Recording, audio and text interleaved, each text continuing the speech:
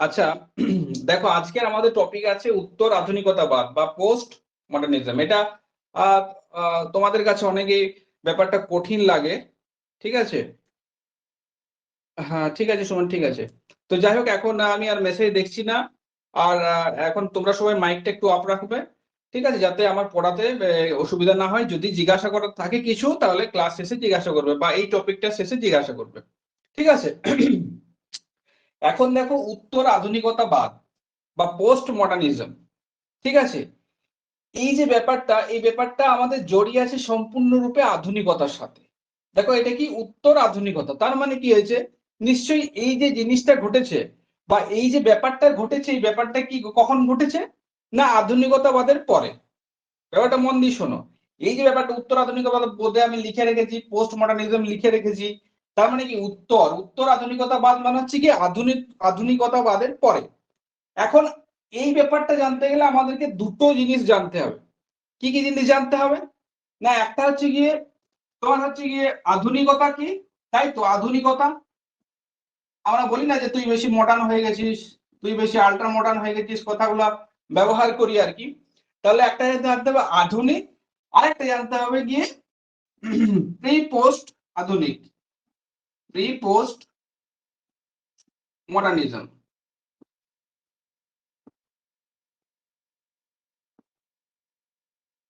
এই দুটো বিষয় যদি ক্লিয়ার থাকে, এই দুটো বিষয় যদি ক্লিয়ার থাকে, তাহলে কিন্তু তোমরা ইজিলি উত্তর আধুনিকতাবাদ সম্বন্ধে জানতে পারবে। তাহলে প্রথমে কি জানতে হবে? না আধুনিক, তারপরে জানতে হবে প্রি পোস্ট মডার্নিজম। আচ্ছা, এটাকে এইভাবে আমরা রিভার্স করে নিই। প্রথমে আমরা জানি যে প্রি পোস্ট মডার্নিজম কি, তার মানে হচ্ছে গিয়ে আধুনিকেরও আগে। তার মানে হচ্ছে গিয়ে আধুনিক যে সময়, সেই সময়ের আগে আছে প্রি পোস্ট মডার্নিজম, তারপরে এসছে আধুনিক, তারপরে আসছে উত্তর আধুনিকতা। তার মানে দেখো, প্রথমে হচ্ছে এইটা, তারপরে হচ্ছে এইটা, তারপর হচ্ছে এইটা, মেইন টপিকটা। তাহলে আমাকে এই সিকোয়েন্সে যেতে হবে, নিচ থেকে উপরের দিকে আস্তে আস্তে কিন্তু যেতে হবে। তাহলে আমরা প্রথমে জানার চেষ্টা করবো যে প্রি পোস্ট মডার্নিজম জিনিসটা কি। ঠিক আছে, এটা মনে হচ্ছে আধুনিকের আগের সময়। আধুনিকের আগের সময়টা কি ছিল? এটা তুমি যদি চলে যাও 1400 দশক দিকে কি 1500 দশক দিকে, মানে হচ্ছে গিয়ে ধরো 1400 দশক হতে পারে, 1500 হতে পারে, আবার ধরো 1600 হতে পারে। ঠিক আছে, এই সময়গুলোতে যদি চলে যাও, এই সময়গুলোতে যদি চলে যায়, তাহলে কি দেখবে? না এই সময় যে সমস্ত সিভিলাইজেশন গুলো ছিল, যে সমস্ত সভ্যতা গুলো ছিল, সেগুলো কি কার উপর ডিপেন্ডেন্ট ছিল? গডের উপর। প্রি পোস্ট মডার্নিজমে কি হয়েছে? প্রি পোস্ট মডার্নিজমে মানুষের ডিপেন্ডেন্ট ছিল, মানুষ নির্ভর করতো কার উপর? মানুষ নির্ভর করতে হচ্ছে ভগবানের উপর। তাহলে এখানে ভগবান যা কিছু সৃষ্টি করেছে, ভগবানই করেছে। ঠিক আছে, সেই যে আগের দিনে একটা কনসেপ্টে পড়ছিলাম। ঠিক আছে, এখানে প্রি পোস্ট মডার্নিজমে বলা হচ্ছে যেখানে যে ঐশ্বরিক মতবাদ বা ঐশ্বরিক যুক্তিকে সব থেকে বেশি প্রাধান্য দেওয়া হয় এই প্রি পোস্ট মডার্নিজমে। ঐশ্বরিক যে যুক্তি, ঐশ্বরিক যে চিন্তা ভাবনা, সেই সমস্ত কিছুকে কিন্তু সাপোর্ট করা হয় এই সময়টাতে। আর এই সময়টাতে মনে করা হয় যে ভগবান রাজ্য বা স্টেট বা দেশ, স্টেট তৈরি করেছেন। সেই স্টেটের একজন রাজা থাকবেন, ঠিক আছে, একজন রাজা বা কিং থাকবেন। সেই কিং হচ্ছে গিয়ে সর্বে সর্বা। ঠিক আছে, তাহলে দেখো স্ট্রাকচারটা দেখো। এই সময়টা প্রি পোস্ট মডার্নিজমে কি বলা হয়েছে? যে ভগবান হচ্ছে গিয়ে সর্বসর্বা, ভগবানই হচ্ছে গিয়ে রাজ্যের সৃষ্টি করেছেন, এবং ভগবানই হচ্ছে গিয়ে একজন কিং পাঠিয়েছেন। কিং হচ্ছে গিয়ে ভগবানের দূত। সুতরাং কিং যা বলবেন আমরা সেটাই কিন্তু মাথা পেতে নেব। ব্যাপারটা দেখো, জিনিসটা কি হচ্ছে, তার মানে হচ্ছে গিয়ে কিং যেটা বলবে যেটা ঠিক তো ঠিক, এটা ভুল তো এটা ভুল। সুতরাং কিং যেটা বলবে সেটাকে আমরা কিন্তু মেনে নেবো। এখানে এখানে তার মানে কি হয়েছে? এখানে তোমার ব্যক্তিগত স্বাধীনতা বা তোমার যে নিজস্ব মত, ইন্ডিভিজুয়াল যে মতামত, সেই মতামতটাকে কিন্তু প্রাধান্য দেওয়া হচ্ছে না। এখানে সমস্ত কিছু ইনসিডেন্ট, সমস্ত কিছু ঘটনাগুলোকে তোমার হচ্ছে গিয়ে বিচার বিবেচনা করা হচ্ছে কিসের মাধ্যমে? তা ঐশ্বরিক যুক্তি বা গডের উপর ডিপেন্ডেন্ট থেকে এই সমস্ত বিষয়গুলোকে, প্রাকৃতিক ঘটনা বলো, মানবিক ঘটনা বলো, সেগুলোকে সমস্ত কিছু বিচার বিবেচনা করা হচ্ছে কিসের মাধ্যম দিয়ে? একটা ঐশ্বরিক শক্তির মাধ্যম দিয়ে। এই যে ফেজটা, এই ফেজটাকেই বলা হচ্ছে গিয়ে প্রি পোস্ট মডার্নিজম। এই যে ফেজটা, ঐশ্বরিক ঐশ্বরিক তোমার হচ্ছে গিয়ে ডিপেন্ডেন্ট বেশি থাকছে, তোমার তুমি মতের আদান প্রদান করতে পারবে না, তুমি কিছু সায়েন্টিফিক ব্যাখ্যা করতে পারবে না, তোমাকে যা কিছু বলবে তুমি কিন্তু মাথা পেতে নেবে।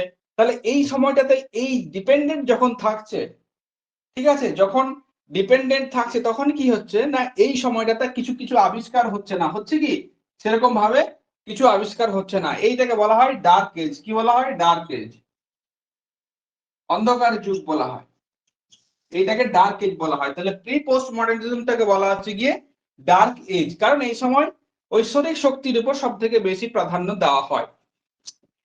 এরপরে কি হয়, এরপরে যত সময় যায়, বলছি সরি, এরপরে যত সময় যায় কি হয়, যত সময় যেতে থাকে, সময় হচ্ছে কি সবাইকে চেঞ্জ করে, সবাইকে পরিবর্তন করে, ঠিক আছে। একটা সার্টেন সময়ের যত আস্তে আস্তে আস্তে আস্তে যত তুমি যাচ্ছ, তত সময়ের সাথে সাথে কি হচ্ছে, মানুষের যে ভাবধারা, মানুষের চিন্তা ভাবনা, মানুষের বিচার বিবেচনা করার ক্ষমতাটা আস্তে আস্তে আস্তে আস্তে পাল্টাচ্ছে। এই যখন পাল্টাচ্ছে, যখন শিফট হচ্ছে, তার মানে কি, তার মানে আমরা আস্তে আস্তে আধুনিক হচ্ছি। তার মানে আধুনিক হওয়া মানে কি, আধুনিক হওয়া মানে কি, ভগবানের প্রতি বা ঐশ্বরিক শক্তির প্রতি আমরা আস্থা, যে তোমার হচ্ছে গিয়ে যে বিশ্বাসটা ছিল বা যে ঐশ্বরিক শক্তি দিয়ে সমস্ত কিছুটা বিচার করতাম, সেই বিচার করার বা বিবেচনা করার পদ্ধতিটার আস্তে আস্তে পরিবর্তন হচ্ছে। তুমি তখন কি করছো, তুমি তখন সমস্ত কিছু ঘটনাগুলোকে, জিনিসগুলোকে নিজের মতো করে দেখার চেষ্টা করছো। তার মানে কি, তার মানে আস্তে আস্তে আমরা প্যারাডাইম শিফট করছি, একটা চিন্তা ভাবনা থেকে আরেকটা চিন্তা ভাবনার দিকে আস্তে আস্তে কিন্তু সরে সরে আসছি। তার মানে কি হচ্ছে দেখো, প্রি পোস্ট মডার্নিজম থেকে যখন আমরা আধুনিকের দিকে যাব, কখন আমরা আধুনিক বলতে পারি, কখন আমরা একটা সিভিলাইজেশনকে আধুনিক বলতে পারি না, আধুনিক আমরা তখনই বলবো যখন ব্যক্তির মতাদর্শ, ব্যক্তির চিন্তা ভাবনা, ঠিক আছে, ব্যক্তি যে সমস্ত পরীক্ষা নিরীক্ষা গুলো করছে বা প্রমাণ করছেন, সেগুলোর উপর বেশি জোর দেওয়া হয়, তখনই আমরা নিজেদেরকে মডার্ন বলতে পারি। যে আমরা কেন মডার্ন বলি, কারণ আমাদের এখানে একটা মতের দাম আছে, আমাদের ব্যক্তি স্বাধীনতা আছে, এখানে ইনভেনশন হয়, নতুন কিছু করার প্রবণতা সব সময় থাকে, সেই জন্য আমরা বলি এটা মডার্ন, আধুনিক।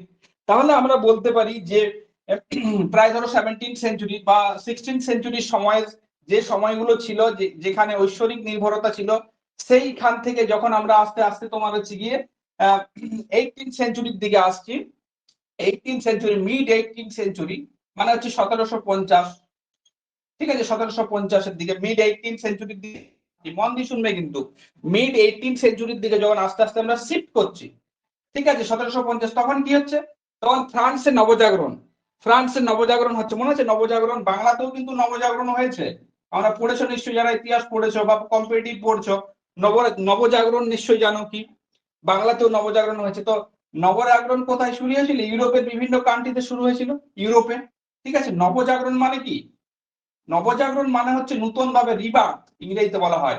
ইউরোপে শুরু হয়েছিল, মার্টিন লুথার, এটা প্রথম প্রথম নয়, মার্টিন লুথারের সময় শুরু হয়েছিল। কত সালে শুরু হয়েছিল রেনেসাঁস? না 1789, মেবি 89, 1790 এরকম হবে সালটা, যেহেতু সালটা এখানে ফ্যাক্টর নয়, এখানে ফ্যাক্টর হচ্ছে গিয়ে ইউরোপে যখন নবজাগরণ শুরু হয়েছিল, ইউরোপে যখন নবজাগরণ শুরু হয়েছিল কত সাল, মেবি সেটা মিড 18 সেঞ্চুরি হবে, ঠিক আছে, যখন রেনেসাঁস পিরিয়ড চলছিল সেই সময়তে। রেনেসাঁস মানে কি, রেনেসাঁস মানে হচ্ছে এই যে ধারণাটা, যেখানে বলা হচ্ছিল যে ভগবান একটি স্টেট তৈরি করেছিলেন, সেই স্টেটের একজন রাজা ছিলেন, এইখানে এই জিনিসটা কিন্তু টোটালি পরিবর্তন হচ্ছে যে রেনেসাঁস যখন হচ্ছে। রেনেসাঁসে কি বলা হচ্ছে, না রেনেসাঁসে বলা হচ্ছে যে এখানে হচ্ছে গিয়ে মানুষ তার নিজের পছন্দ মতো একজনকে রাজা, মানে ডেমোক্রেটিক আস্তে আস্তে হয়ে যাচ্ছে, দেখো, একজনকে নিজের পছন্দ মতো রাজা বা হচ্ছে গিয়ে তোমার সরকার তৈরি করতে পারবে, এবং জনগণ ইচ্ছা করলে সেই সরকারকে আবার পতনও করে দিতে পারে। তার মানে কি, এই যে আইডিয়াসটা, আস্তে আস্তে মানুষ ডেমোক্রেটিক হচ্ছে, ডেমোক্রেট গণতন্ত্রের দিকে যাচ্ছে আস্তে আস্তে, এবং জনগণের তোমার হচ্ছে কি জনগণের ইন্ডিভিজুয়ালের যে মত বা মতাদর্শ, সেই মতাদর্শকে যখন আমরা গুরুত্ব দিয়েছি, তুমি সমস্ত কিছুই পাবে 17 এই 1700 1750 পরের দিকে সমস্ত কিছু ঘটনাগুলো পাবে, যেমন হেলিওসেন্ট্রিক ভিউ, জিওসেন্ট্রিক ভিউ, এই সমস্ত কনসেপ্ট গুলো পাবে, তারপর হচ্ছে কি স্টিম ইঞ্জিন আবিষ্কার পাবে, তারপর হচ্ছে কার্পাস বয়ান শিল্প, সব দেখবে এই সমস্ত সালের পর। কেন এগুলো হয়েছে? কারণ আস্তে আস্তে আমরা ঐশ্বরের প্রতি যে আস্থা, সরি আস্থা নয়, ঈশ্বরের প্রতি যে ব্যাখ্যা করা, ঈশ্বরের শক্তির মাধ্যমে যে সমস্ত জিনিসগুলো ব্যাখ্যা করতাম, সেই ব্যাখ্যাগুলো কি আমরা সাইন্টিফিক ওয়েতে যখন বা নিজেদের যুক্তি এবং বুদ্ধির সাথে যখন করছি, তখন আমরা নিজেদেরকে আধুনিক মনে করছি। তার মানে কি, একটা মতবাদ ছিল, সেই মতবাদটা আস্তে আস্তে শিফট হয়ে যাচ্ছে। শিফট হয়ে কোন দিকে আসছে? সেটা ডেমোক্রেটিক হয়ে যাচ্ছে। ডেমোক্রেটিক মানে সেটা আস্তে আস্তে মানুষের দিকে চলে আসছে। যখনই মানুষের দিকে শিফট হচ্ছে তখনই হচ্ছে গিয়ে আমরা আধুনিক আস্তে আস্তে হয়ে যাচ্ছি। ঠিক আছে, তার মানে দেখো এটা 1790 এর দশকে যখন নবজাগরণ শুরু হয়েছিল ইউরোপের বিভিন্ন কান্ট্রিতে নবজাগরণ ছিল, সেই সময় থেকে কিন্তু আমরা আমরা অ্যাজ এ ম্যান হিসেবে আমরা আধুনিক বলতে পারি। মানে আমরা তো অ্যাকচুয়ালি আমাদের যে নবজাগরণের প্রভাব অনেক পরে এসেছিল আমাদের ইন্ডিয়াতে, ঠিক আছে, কিন্তু ও তার যে নবজাগরণের যে আসল প্রভাব সেটা অলরেডি যেগুলো ইউরোপের কান্ট্রি বলো বা আমেরিকা বলো এই সমস্ত জায়গাতে অলরেডি সেগুলো চলছিল ও বহুদিন আগেই। সুতরাং আমাদের ইন্ডিয়াতে বা আমাদের ভারতে সেগুলো পরে পরে আসে। যেহেতু আমাদের উন্নয়নশীল দেশ, ঠিক আছে, ওরা কেন উন্নয়নশীল হয়েছে বা উন্নত হয়েছে সেই ব্যাপারেও আমরা আসবো এই উত্তর আধুনিকতাতে। এখন যেখানে ছিলাম সেটা হচ্ছে গিয়ে আধুনিক। ঠিক আছে, আমি বলছিলাম যে 1790 এর পর থেকে 1790 সালের পর থেকে ব্যাপারটা হচ্ছে কি আমরা আস্তে আস্তে আধুনিক শিফট হয়ে যাচ্ছি। এইবারে হচ্ছে গিয়ে যখন এটা এটা সব থেকে বেশি চরম এক্সট্রিম লাভ করে কখন না 1859 সাল, মনে রাখবে 1859 সাল চার্লস ডারউইনের 1859 সালে চার্লস ডারউইনের বিখ্যাত বই অরিজিন অফ স্পিসিস, তোমরা সবাই নাম শুনেছো। যে হচ্ছে অরিজিন অফ যে স্পিসিস যে বইটা বেরোলো সেই বইয়ে কি বলা হলো যে সেই বইয়ে কি বলা হলো সেই বইয়ে বলা হলো যে মানুষ ঈশ্বরের সৃষ্টি নয়। বলা হলো তো যে মানুষ ঈশ্বরের সৃষ্টি নয়, ইভেন হচ্ছে গিয়ে মানুষের বিবর্তন হয়েছে। মানুষের বিবর্তন হয়েছে, কি বলা হলো? মানুষের বিবর্তন হয়েছে। মানুষের বিবর্তন হয়েছে কিসের থেকে? না আজ ফর এক্সাম্পল বলছি যে পুরোনো আমাদের হচ্ছে কি হিউম্যানেরই কোন একটা বানর থেকে, আমি আজ ফর এক্সাম্পল বলছি যে বানর থেকে আস্তে আস্তে মানুষ হয়েছে। ঠিক আছে, এই যে বিবর্তন যখনই এই বইটা চলে আসলো 1859 সালে, এই বইটা কিন্তু তোমার হচ্ছে গিয়ে একদম সাড়া জাগিয়ে ফেললো। এই বইটা পাবলিশ হওয়ার পর যখন সবাই পড়লো যে হ্যাঁ সত্যি সত্যি তো এরকমটা পসিবল হয়েছে যে মানুষ ঈশ্বরের সৃষ্টি নয়, সেইখান থেকে আরো প্যারাডাইম শিফট হয়ে গেল। সেইখান থেকে আরো চিন্তাধারার পরিবর্তন হলো এবং বিভিন্ন মতাদর্শ বিভিন্ন মতবাদ সেই সময় থেকে আস্তে আস্তে আরো দ্রুত হারে কিন্তু প্রাধান্য বিস্তার করতে শুরু করলো। তার মানে দেখো এই সালটা একটা ভাইটাল সাল। এই সালের পর থেকে 1869 মেবি হচ্ছে কি তোমার হচ্ছে কি 1869 দশকে এই সময় হামবোল্ট এবং রিটার, মনে আছে তো? হামবোল্ট রিটার দুজন জার্মান স্কলার, এদেরকে কি বলা হয়? এদেরকে আধুনিক ভূগোলের জনক বলা হয়। তাহলে আধুনিক ভূগোলের জনক কখন হচ্ছে? না এই সালের পরে হচ্ছে। দেখো আধুনিক ভূগোলের জনক ক্লাসিক্যাল জিওগ্রাফার কাদেরকে বলা হয়?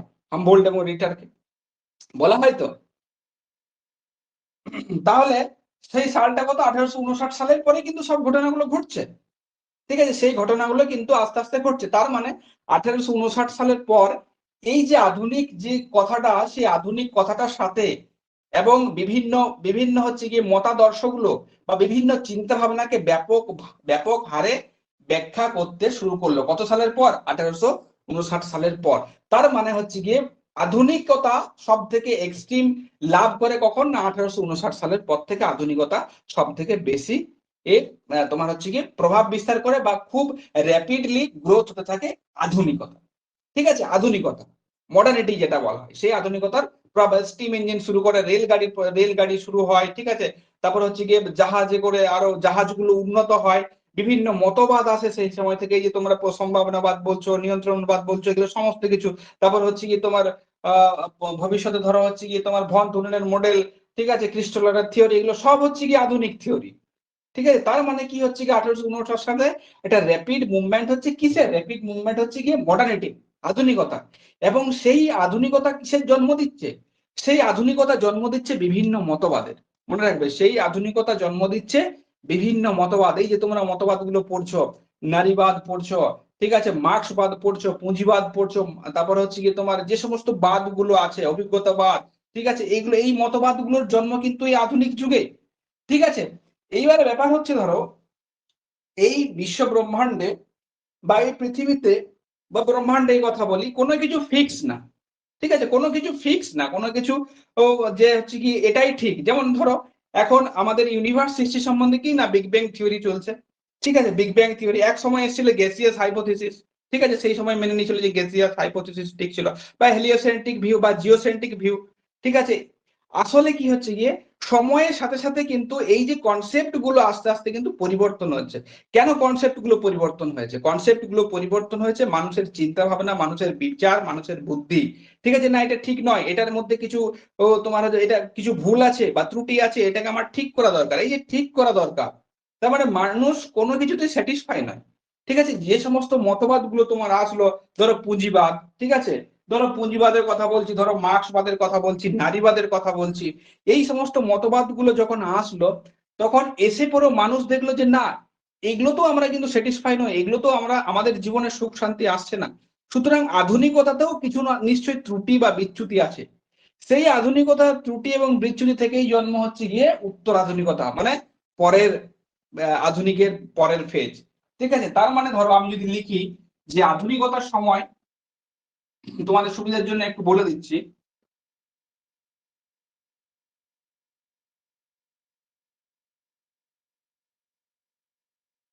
যে আধুনিকতা, আধুনিকতা এটা আধুনিকতা লিখো বা আধুনিক আধুনিক যুগ লিখো।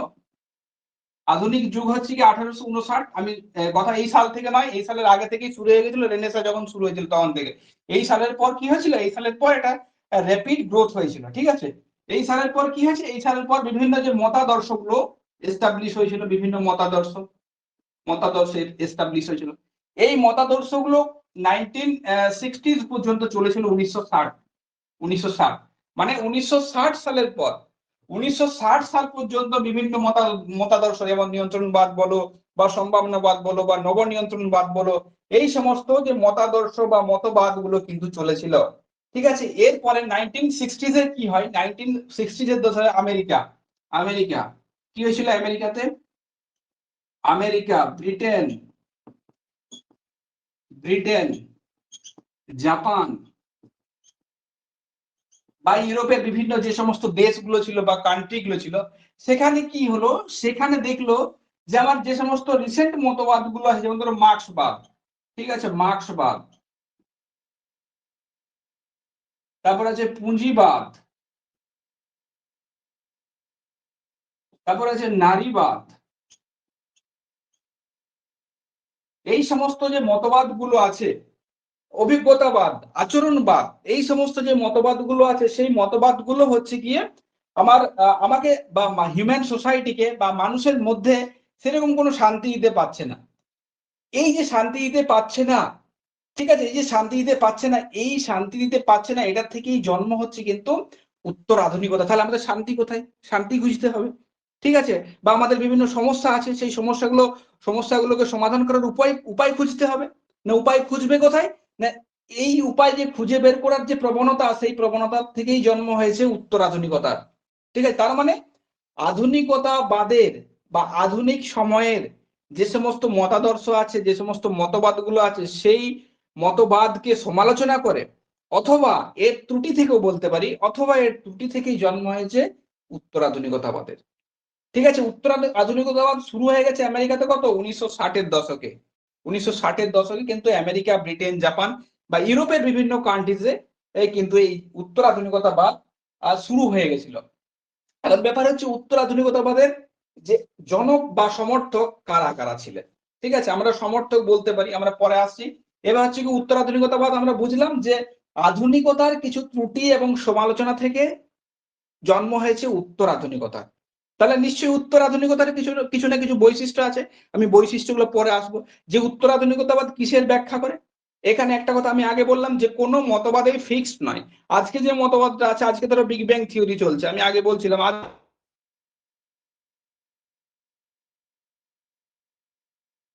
থেকে 100 বছর পর, 60 বছর পর, 50 বছর পর এটা শিফট হয়ে যেতে পারে, অন্য একটা তত্ত্ব এসে ওর জায়গায় বসে গেল। ঠিক আছে, তার মানে জগৎ সবসময় হচ্ছে পরিবর্তনশীল। পরিবর্তনশীল কিসের ভিত্তিতে, না মতাদর্শের ভিত্তিতে। ঠিক আছে, মতবাদের ভিত্তিতে। কোনো একটা ফিক্স না, সবাই হচ্ছে কি চলমান পরিবর্তনশীল, সবাইকে একদিন পরিবর্তন হতে হবে। কোনো কিছুর ব্যাখ্যা, আসলে কোনো কিছুর ঠিকঠাক ব্যাখ্যা অ্যাপ্রোপ্রিয়েট বা এক্স্যাক্টলি 100% হচ্ছে এইভাবে করা যায় না, কিন্তু সেই যে করা যাচ্ছে না, সেই করা যায় না থেকেই জন্ম হয়েছে গিয়ে উত্তর আধুনিকতাবাদের। ঠিক আছে, এখন উত্তর আধুনিকতাবাদের হচ্ছে গিয়ে সমর্থক কারা, প্রথমেই মনে রাখবে যে মাইকেল হচ্ছে গিয়ে ফুকা, জন দরিদা, আমি লিখে দিচ্ছি, জন দরিদা আর হচ্ছে গিয়ে লিওটার্ড, এই তিনজন প্রধান।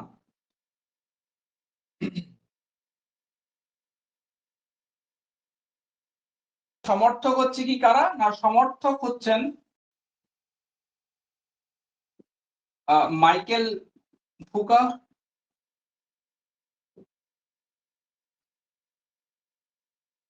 ফুকা, তারপর হচ্ছে জন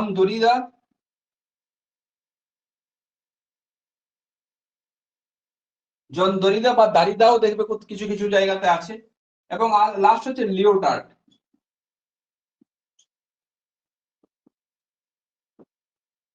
আরেকজনও আছে টয়েনবি।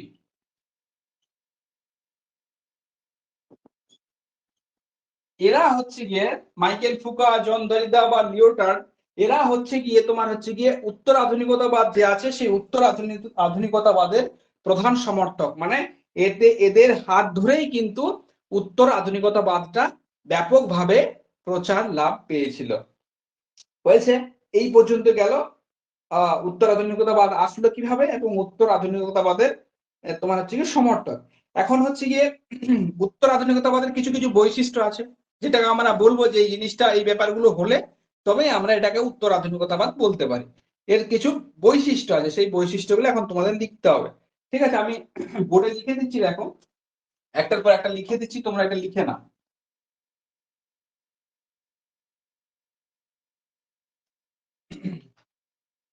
না, স্টিফেন হিক্স একটা বই লিখেছিলেন। Stephen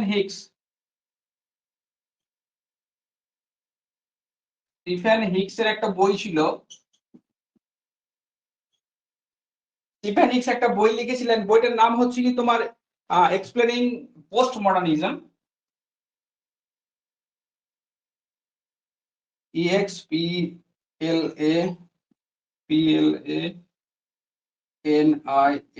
explaining post modernism. এই যে বইটা এক্সপ্লেনিং পোস্ট মডার্নিজম, এই বইটাতে উনি উত্তর আধুনিকতার কিছু কিছু বৈশিষ্ট্যের কথা বলেছিলেন। সেই বৈশিষ্ট্যগুলো আমি এবারে লিখছি এবং একটা একটা আলোচনা করছি, যে এই বৈশিষ্ট্যগুলো থাকলে তবে আমরা সেটাকে উত্তর আধুনিকতা বলতে পারি। প্রথমে হচ্ছে কি, এটা ইংরেজিতে লিখছি, বাংলাতে আমি বলে দেবো। রিয়েলিটি সোসাইটি বিল্ড, এক নাম্বার হচ্ছে রিয়েলিটি, ক্যাপিটালে লিখছি।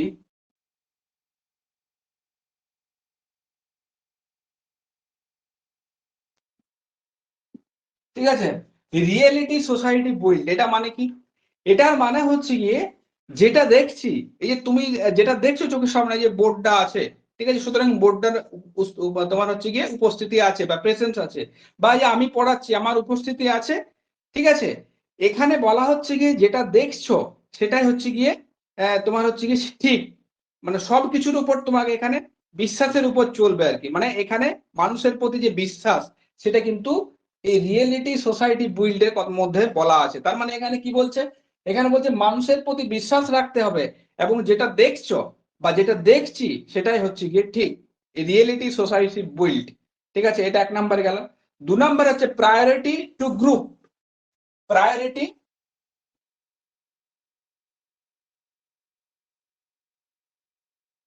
টু গ্রুপ, এটা কি? এইখানে দেখো একটা ভালো জিনিস, উত্তর আধুনিকতাতে কোনো ইন্ডিভিজুয়ালকে কিন্তু এখানে গুরুত্ব দেওয়া হয় না। এখানে কোনো একটা সমাজের কোনো একটা গ্রুপকে সব থেকে বেশি প্রাধান্য দেওয়া হয়, এবং তাদের মতামত, তাদের দার্শনিক দৃষ্টিভঙ্গি বা তাদের বৈজ্ঞানিক যে সমস্ত চিন্তা ভাবনা আছে বা যুক্তি আছে সেগুলোকে একসেপ্ট করে। এটা কিন্তু উত্তর আধুনিকতার সব থেকে একটা ভালো জিনিস। ঠিক আছে, তার মানে কি, প্রায়োরিটি টু গ্রুপ। বিভিন্ন আমাদের হিউম্যান গ্রুপ আছে সমাজে, বিভিন্ন আমরা গ্রুপ তৈরি করতে থাকি। মানুষ একটা সমাজবদ্ধ জীব। সুতরাং কোনো কিছু ফাইন্ড আউট করতে হলে ওই সমাজ থেকে খুঁজে বার করো, কোথায় দোষ ত্রুটি আছে সেটা সেই সমাজে গেলে বুঝতে পারবে। সুতরাং এখানে বলা হচ্ছে যে প্রায়োরিটি টু গ্রুপ মানে হচ্ছে গিয়ে মানুষের, এখানে হচ্ছে গিয়ে তোমার হচ্ছে গিয়ে ইন্ডিভিজুয়াল কেন, মানুষ সকলকে গুরুত্ব দিতে হবে, মানুষ সকলকে তোমার গুরুত্ব দিতে হবে। এটা দু নম্বরে গেল। তিন নম্বর আছে গিয়ে রিজেক্ট আর্গুমেন্ট। তিন নম্বর আছে রিজেক্ট আর্গুমেন্ট, এটা কি? Rejects argument.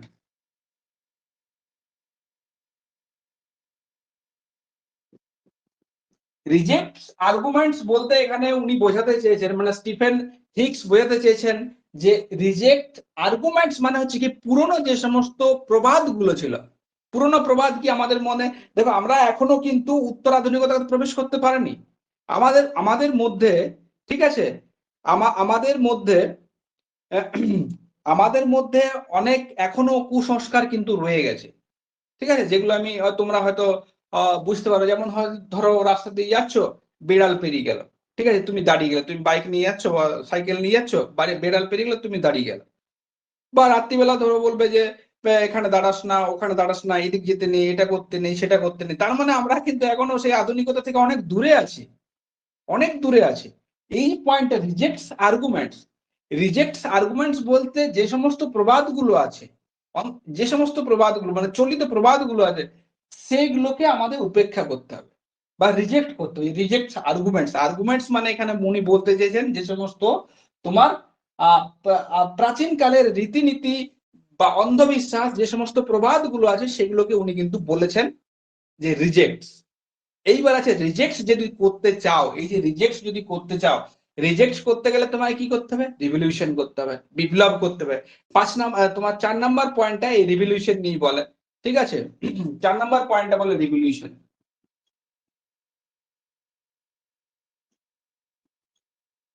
4 নাম্বার পয়েন্ট হচ্ছে রিভলিউশন, তার মানে বিপ্লব। বিপ্লব মানে কি? ধরো আমি কথার কথা বলছি, রিজেক্ট আর্গুমেন্টকে তোমার যদি বাতিল করতে হয়, তোমার কিন্তু বিপ্লব করতে হবে। আর কোনো কিছু যাই যা কিছু তোমার তত্ত্ব হোক বা মতবাদ হোক, এগুলো কিন্তু পরিবর্তন ছাড়া একটা শিফট হয় না। ধরো আমি কথার কথা বলছি, বিড়াল, তুমি বাইক নিয়ে যাচ্ছ, তুমি বিড়াল পেরিয়ে গেলে, তুমি দাঁড়িয়ে গেলে, ঠিক আছে, এই যে এটা তুমি একা চেঞ্জ করতে পারবে না, তোমার এখানে কিন্তু বিপ্লব দরকার হবে, ঠিক আছে। অত ছোট ব্যাপারে বিপ্লব দরকার হয় না। বড় বড় যে সমস্ত আর্গুমেন্টস গুলো আছে, সেগুলোকে তোমার দূর করতে গেলে রিভলিউশন করতে হবে, সেখানে বিপ্লব করতে হবে। বিপ্লব তুমি যদি না করো, তাহলে কিন্তু তুমি যে আর্গুমেন্টস গুলো অ্যারাইজ হয়েছে, সেই আর্গুমেন্টস গুলো কিন্তু তুমি বাতিল করতে পারবে না। আর আর্গুমেন্টস যদি বাতিল করতে না পারো, তাহলে তুমি কিন্তু সেই পূর্বের আধুনিকতাতে আছো, মানে তুমি আধুনিকতাতেও নেই, তুমি আধুনিকতার বাইরে যে তুমি মুখে আধুনিকতা বলো। আমাদের অনেক কালচার আছে, অনেক প্রবাদ আছে, ঠিক আছে, যেগুলো কুসংস্কারে আচ্ছন্ন, সেগুলোকে আমরা অ্যাডপ্ট করার চেষ্টা করি। তার মানে তুমি ভেবে নাও তুমি সেই আদিকালেই আছো, ঠিক আছে, তুমি এখনো আধুনিক হওনি, তুমি আদিকালেও আছো। একমাত্র আমি আরেকটা কথা বলেছি, উত্তর আধুনিকতা সমস্ত কিছু, এখানে ঈশ্বর থাকবে। একটা কথা বলি, এখানে ঈশ্বর বলছে, ঈশ্বরকে তুমি খুঁজতে যাও না, আমি পরের পয়েন্টে আসছি। এখানে বলা ঈশ্বরকে তুমি খুঁজতে যাও না, যে ঈশ্বর সমস্ত কিছু জগৎ সৃষ্টি করেছে, এই সৃষ্টি করেছে। তুমি ঈশ্বর খোঁজো, ঈশ্বর মানুষের মধ্যে খোঁজো। দেখবে এই মতবাদ তো সব জায়গাতে বলে, ঠিক আছে, সব জায়গাতে অনেকেই বলে যে ঈশ্বর মানুষের মধ্যেই আছে, মানুষের ভিতরেই আছে। তাকে খোঁজার চেষ্টা করো, তাকে সাহায্য করো, ঠিক আছে, তাহলেই ঈশ্বরের সেবা হবে। তার মানে এই মতবাদটা কি? এই মতবাদটা আসছে উত্তর আধুনিকতাবাদ থেকে। যে আধুনিকতাবাদ প্রথমে কি মনে করতো, ঈশ্বরের সৃষ্টিকর্তা, আমরা এখন কি বলছি, না মানুষের মধ্যে ঈশ্বর আছে, মানুষের মধ্যে ঈশ্বর আছে, ঠিক আছে। তাহলে 4 নাম্বার ছিল রিভলিউশন। এইবারে দেখো, দেয়ার ইজ নো, যে কথাটা আমি বললাম, there is no supreme authority. 5 number আছে দেয়ার ইজ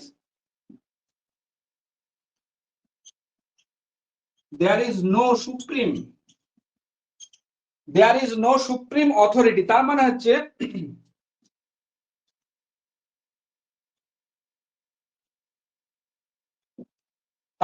কি there is no supreme authority, তার মানে হচ্ছে কি এখানে সুপ্রিম অথরিটি বলে কিছু নেই। এই জগৎটা দেখছো, এটা ন্যাচারাল ওয়েতে সৃষ্টি হয়েছে, এখানে স্বর্গও নেই, এখানে নরকও নেই, ঠিক আছে। বলো না তুই পাপ করলে নরকে যাবি, এই করলে এখানে যাবি। এখানে বলা হচ্ছে there is no supreme authority, তার মানে হচ্ছে কি এখানে তুমি স্বর্গেও যাবে না, নরকেও যাবে না, যা আছে এই দুনিয়াতেই আছে, এই পৃথিবীতেই আছে। সুতরাং প্রতিটা মানুষের মধ্যে তুমি সেই ঈশ্বরকে খোঁজার চেষ্টা করো, ঠিক আছে, ঈশ্বরকে খোঁজার চেষ্টা করো। এটা হচ্ছে গিয়ে উত্তর আধুনিকতার একটা প্রধান বৈশিষ্ট্য। তারপর হচ্ছে কি ইম্পর্টেন্স অফ ল্যাঙ্গুয়েজ, 6 নাম্বার।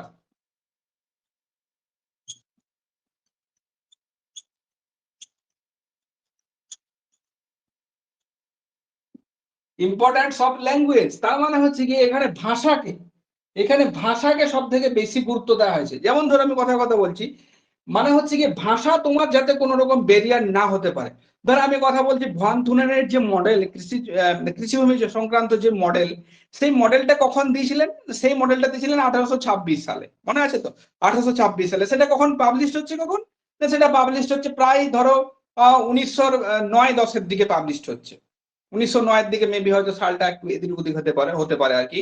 তাহলে দেখো এই যে তার মানে হচ্ছে 1826 সালে একটা তত্ত্ব দিয়েছিলেন, সেটা কি জার্মান ভাষায় লিখিত ছিলেন বলে সেটা জনসমক্ষে আসতে পারেনি, কিন্তু সেটা কখন 1909 সালে পাবলিশড হচ্ছে। তাহলে এটাই যে ভাষা কোনো কিছুর যেন বাধা বা অন্তরায় হয়ে না দাঁড়ায়। যদি বাধা বা অন্তরায় হয় তাহলে সে সমাজ কিন্তু গ্রোথ করতে পারবে না, সেই সিভিলাইজেশনটা গ্রোথ করতে পারবে না। আস্তে আস্তে কিন্তু আস্তে আস্তে সে বসে যাবে আর কি, মানে অন্যান্য সভ্যতার থেকে সে পিছিয়ে পড়বে। 6 নম্বরের যে পয়েন্টটা সেটা এটা এটা বলেছে। 7 নম্বর তোমার হচ্ছে 6 নম্বর, 7 নম্বরে হচ্ছে কি তোমার approach to education.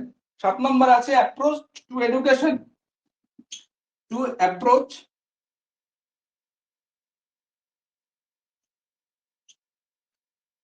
Approach to education.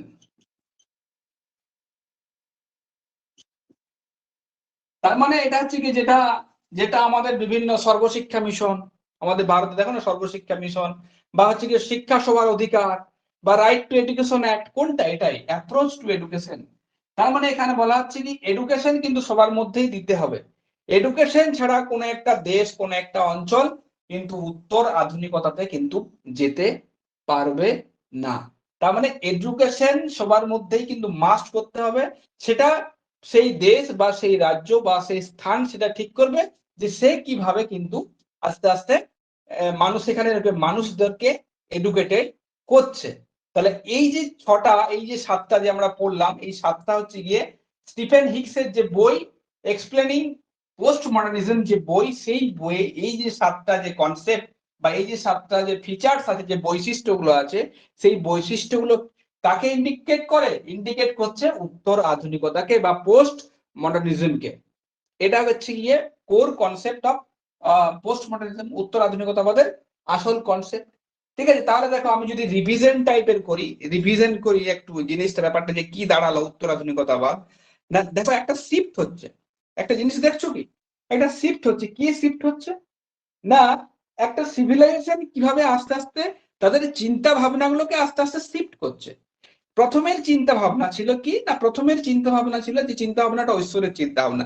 তারপরে কি আসলো, তারপরে যে ঐশ্বরিক চিন্তা ভাবনার সাথে কিছু যুক্ত হলো, কি যুক্ত হলো না ঐশ্বরিক চিন্তা ভাবনার সাথে যুক্ত হলো রাজনৈতিক চিন্তা ভাবনা। ঐশ্বরিক প্লাস রাজনৈতিক চিন্তা ভাবনা, তার মানে এটা আধুনিক চলে আসলো। এইবার হচ্ছে গিয়ে আধুনিক থেকে যখন আমরা আরো শিফট করছি, মানে ঐশ্বরিকটাকে আলাদা করে দিচ্ছি, রাজনীতিটাকে আলাদা করে দিচ্ছি, মতাদর্শটাকে আলাদা করে দিচ্ছি, তখন সেটা হবে উত্তর আধুনিকতা। তখন সেটা হবে গিয়ে তোমার উত্তর আধুনিকতা। তাহলে এখান থেকে দেখো, এখান থেকে কি কি কোশ্চেন আসতে পারে তোমাদের যদি এসএসসি তে এমসিকিউ টাইপের করে। না এমসিকিউ টাইপের করলে এখান থেকে দিতে পারে যে এদের সমর্থক কারা ছিলেন, বা কোথায় প্রথম উত্তর আধুনিকতা শুরু হয়েছিল, না আমেরিকা বলবে, ব্রিটেন বলবে, জাপান বলবে, এই সমস্ত জায়গাগুলোতে উত্তর আধুনিকতা শুরু হয়েছিল। উত্তর আধুনিকতার কোর কনসেপ্ট আমরা আলোচনা করলাম, কিছু কিছু বৈশিষ্ট্য কিন্তু আলোচনা করলাম। আমরা এখনো বিলংস করছি, আমরা এখনো যাচ্ছি কিন্তু উত্তর আধুনিকতাবাদের মধ্য দিয়ে কিন্তু আমরা আস্তে আস্তে শিফট করছি। তার মানে কি আমরা যে মতবাদগুলো এখনো আছে, ধরো নারীবাদ বলো, মার্ক্সবাদ বলো, আচরণবাদ বলো, এইগুলো থেকেও এইগুলো থেকেও কিন্তু হচ্ছে গিয়ে আমরা ফাইন্ড আউট করার চেষ্টা করছি যে আরো মানুষের ওয়েলফেয়ারে, মানুষের সহযোগিতায় বা সমাজের সহযোগিতায় আরো কি কি মতবাদ বা আরো কি কি মতাদর্শ আমরা নিয়ে আসতে পারি, সেগুলো নিয়ে নিরন্তর কিন্তু স্কলারদের মধ্যে অলরেডি গবেষণা করে চলেছেন বা চিন্তা ভাবনা করে চলেছেন। সেই সমস্ত পার্ট গুলো হচ্ছে বা অংশগুলোই হচ্ছে কি বা চিন্তা ভাবনাগুলোই হচ্ছে কি তোমার উত্তর আধুনিকতাবাদ, বা এটাকে আমরা উত্তর আধুনিকতাও বলতে পারি। ঠিক আছে, তো এইটা একটা সংক্ষেপে তোমাদের ছিল উত্তর আধুনিকতা বা পোস্ট মডার্নিজম। ঠিক আছে, এই পর্যন্ত ক্লিয়ার?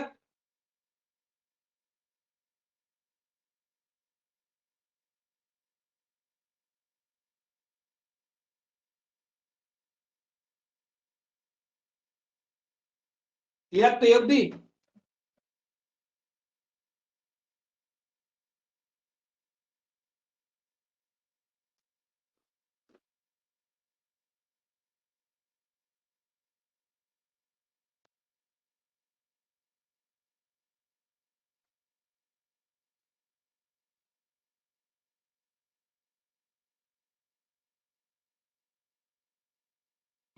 আশা করি তোমরা এগুলো লিখে রাখছো, ঠিক আছে? এগুলো কিন্তু বইয়ে এইভাবে পাবে না, আমি যেভাবে করছি সেভাবে কিন্তু বইয়ে পাবে না, আমি বারবার বলছি,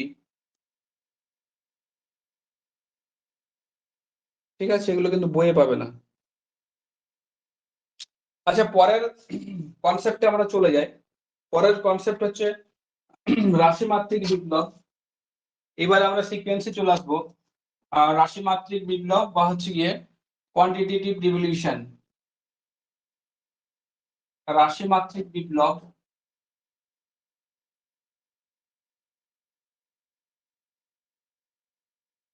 বা সংক্ষেপে বলতে পারো কোয়ান্টিটেটিভ রিভলিউশন, কিউআর সংক্ষেপে বলতে পারো, ঠিক আছে?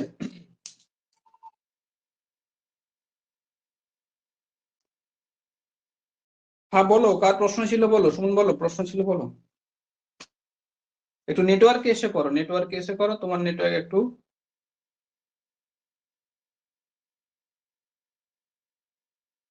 হ্যাঁ, কিভাবে সিরিয়াল ওয়াইজ পড়বে, এটা কি তোমার কোশ্চেন? তাহলে এই যে সিকোয়েন্স আমি শুরু করেছি এবারে, এই যে সিকোয়েন্স শুরু করেছি আমি, ধরো রাশিমাত্রিক বিপ্লব, ঠিক আছে? আচ্ছা, এইটা বলছি, এটা বলে দিই যে রাশিমাত্রিক বিপ্লব, আমি বলে দিই, শুনে নাও তোমরা।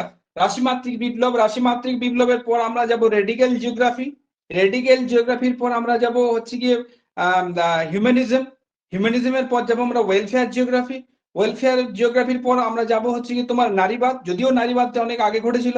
এই যে সিকোয়েন্সটা দেখো এখানে, রাশিমাত্রিক বিপ্লব, রাশিমাত্রিক বিপ্লবের পর কি হয়েছে, মূলক ভূগোল, ঠিক আছে? মূলক ভূগোলে কি হয়েছে, মানবতাবাদ ভূগোল। এবার মানবতাবাদ ভূগোলের সাথে যুক্ত আছে কিন্তু ওয়েলফেয়ার জিওগ্রাফি, ওয়েলফেয়ার জিওগ্রাফি, ঠিক আছে? তারপরে আছে গিয়ে এর মাঝে আবার একটা আছে আচরণবাদ ভূগোল। মানে 1960 সালটা, 1960 সালটা খুব একটা ভাইটাল জিনিস। এই সময় বিভিন্ন রকম মুভমেন্ট হয়েছে, বিভিন্ন রকম মতবাদ কিন্তু অলরেডি বেরিয়ে এসছে। হুম। আর আরেকটা কথা বলি, এটা ঠিক আছে, এটা আমি আসছি। এবার হচ্ছে কি তোমরা যে সমস্ত স্কুল অফ থট আছে বা যে সমস্ত ফিলোসোফার আছে, যেমন ধরো গ্রিক ফিলোসোফার বা হচ্ছে গিয়ে, এগুলো কি করবে, এগুলো যখন গ্রিক পড়বে, গ্রিক ফিলোসোফার পড়বে, যেমন থেলেক্স পড়ছো, থেলেক্স পড়ছো, অ্যানাক্সমেন্ডার পড়ছো, হিপারকাস পড়ছো, হেকাটিয়াস পড়ছো, হেরোডোটাস পড়ছো, এগুলো যখন পড়বে, এরা এদেরকে ক্রোনোলজিক্যাল অর্ডারে পড়ার চেষ্টা করবে, মানে এদের জন্ম অনুযায়ী পরপর সাজাবে, ঠিক আছে? যখন খাতাতে নোটস তৈরি করবে, আমার নোটসেও আছে, তোমরা যখন ধরো আলাদা ইন্ডিভিজুয়ালি পড়বে, তখন হচ্ছে কি খাতা একটা করবে, সবাই প্রত্যেকে নিশ্চয়ই খাতা করেছো। এইবারে সেই খাতাতে যখন গ্রিক ফিলোসোফার পড়বে বা গ্রিক দার্শনিক পড়বে, ধরো থেলেস পড়ছো, থেলেস পড়ছো, থেলেস পড়ার সময় থেলেক্সের যদি জন্মটা পাও, তাহলে জন্মটা লিখে রাখলে।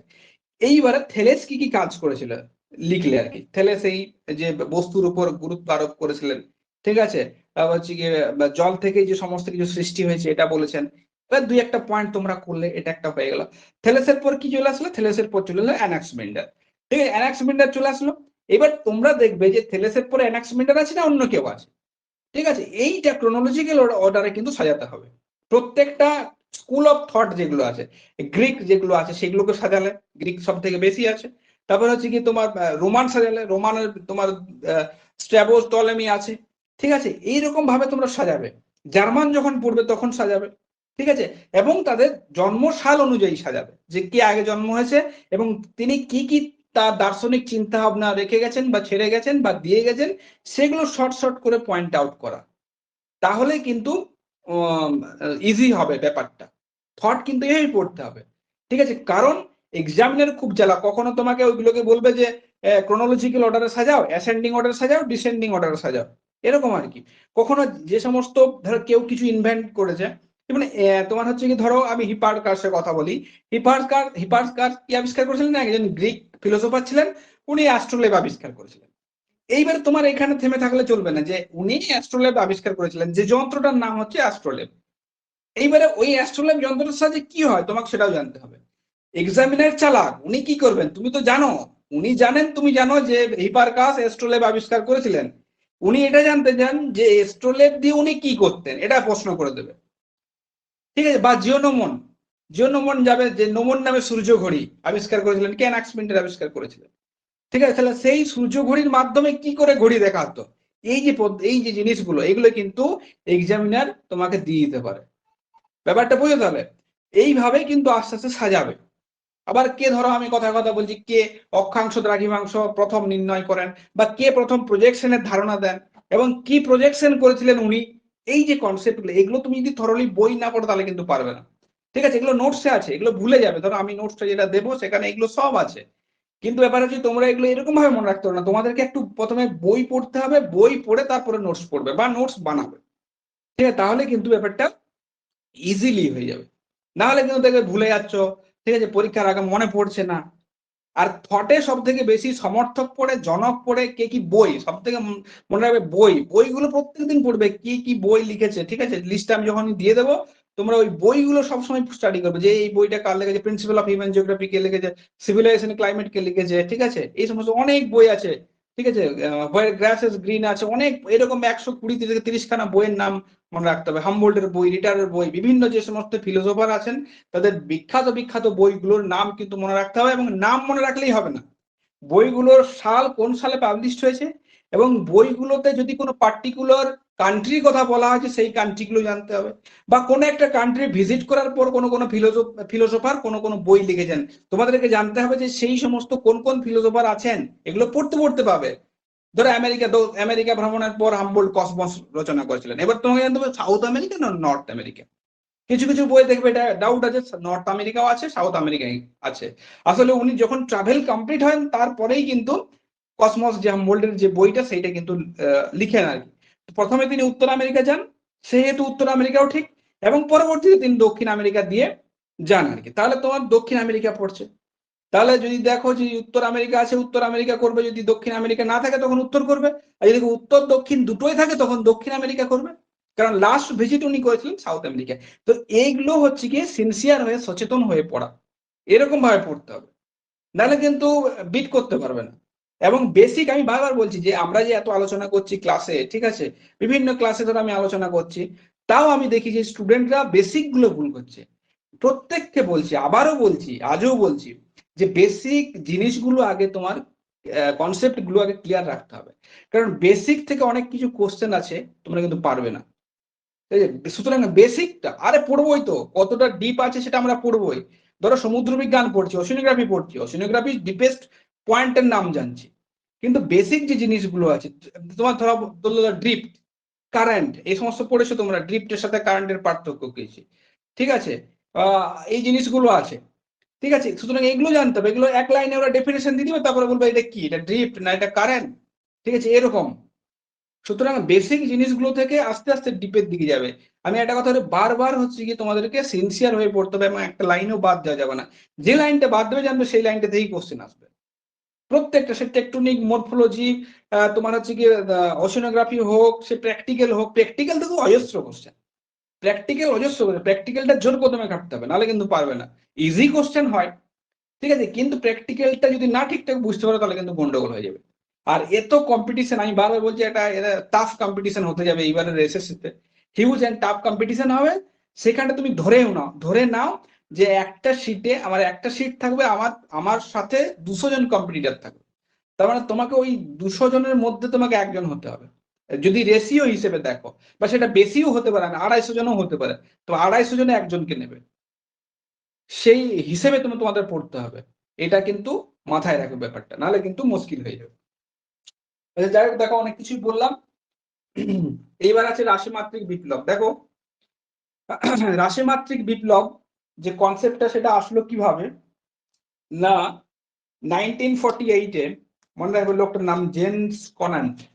1948, আচ্ছা পেনটা চেঞ্জ করে, 1948 জেমস কনান্ট, 1948 সালে জেমস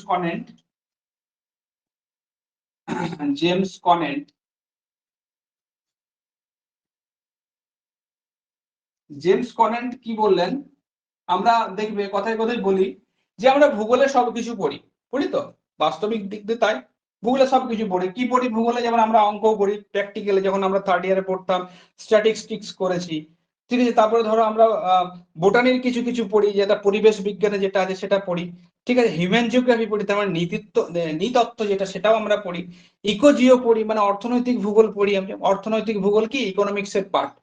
ঠিক আছে, তার মানে ভূগোলটা তুমি যদি দেখো, সত্যি সত্যি যদি তুমি দেখো ভূগোলটা, দেখো ভূগোল হচ্ছে কি সবকিছু, মানে মাদার অফ অল সাবজেক্ট বলা হয়, দেখবে। ভূগোলে কি আছে, ভূগোলে সবকিছু আছে। এই আর্থ সায়েন্সের আমরা পড়ছি, আর্থ সায়েন্সের কি পড়ছো না, টেকটনিক পড়ছো, মরফোলজি পড়ছো, ওশেনোগ্রাফি, এটা কি, এটা আর্থ সায়েন্সের পার্ট পড়ছো। ঠিক আছে, ক্লাইমেটোলজি আছে, এটা আর্থ সায়েন্সের পার্ট পড়ছো। সুতরাং আবার কিছু কিছু জায়গায় তুমি জিওফিজিক্সও পড়ছো। আর তোমার তোমার ধরো ধরো যে সমস্ত ধরো ওই যে দর্শনও পড়ছো, যে আজকে যেটা পড়ছি সেটা তো দর্শন অ্যাকচুয়ালি, সেই দর্শনও পড়ছো। তাহলে দেখো, একটু চিন্তা ভাবনা করো যে ভূগোলটা হচ্ছে গিয়ে সমস্ত কিছুর একটা কম্বাইন্ড সাবজেক্ট, সমস্ত কিছু আছে ভূগোলের মধ্যে। এই যে আমার মধ্যে যে ধারণাটা আজকে তৈরি হয়েছে যে ভূগোল, তো ভূগোলের মধ্যে তো সবকিছু আছে, বোটানি আছে, জুলজি আছে, অর্থনীতি আছে, তারপর হচ্ছে গিয়ে নীতিত্ব, সরি, নৃতত্ত্ব আছে, তারপর হচ্ছে গিয়ে স্ট্যাটিস্টিক্স আছে, মানে ম্যাথমেটিক্স আছে আর কি। তাহলে এত এত সব তো কিছু আছে। সুতরাং আমি ভূগোল পড়তে যাবো কেন? আমি যদি ভূগোলের যে অর্থনীতির পার্টটা, আমি অর্থনীতির পার্টটা যদি আমি তোমার অর্থনৈতিক থেকে পড়ে নি, ইকোনমিক্স থেকে পড়ে নি, আমার কি আসে যায়?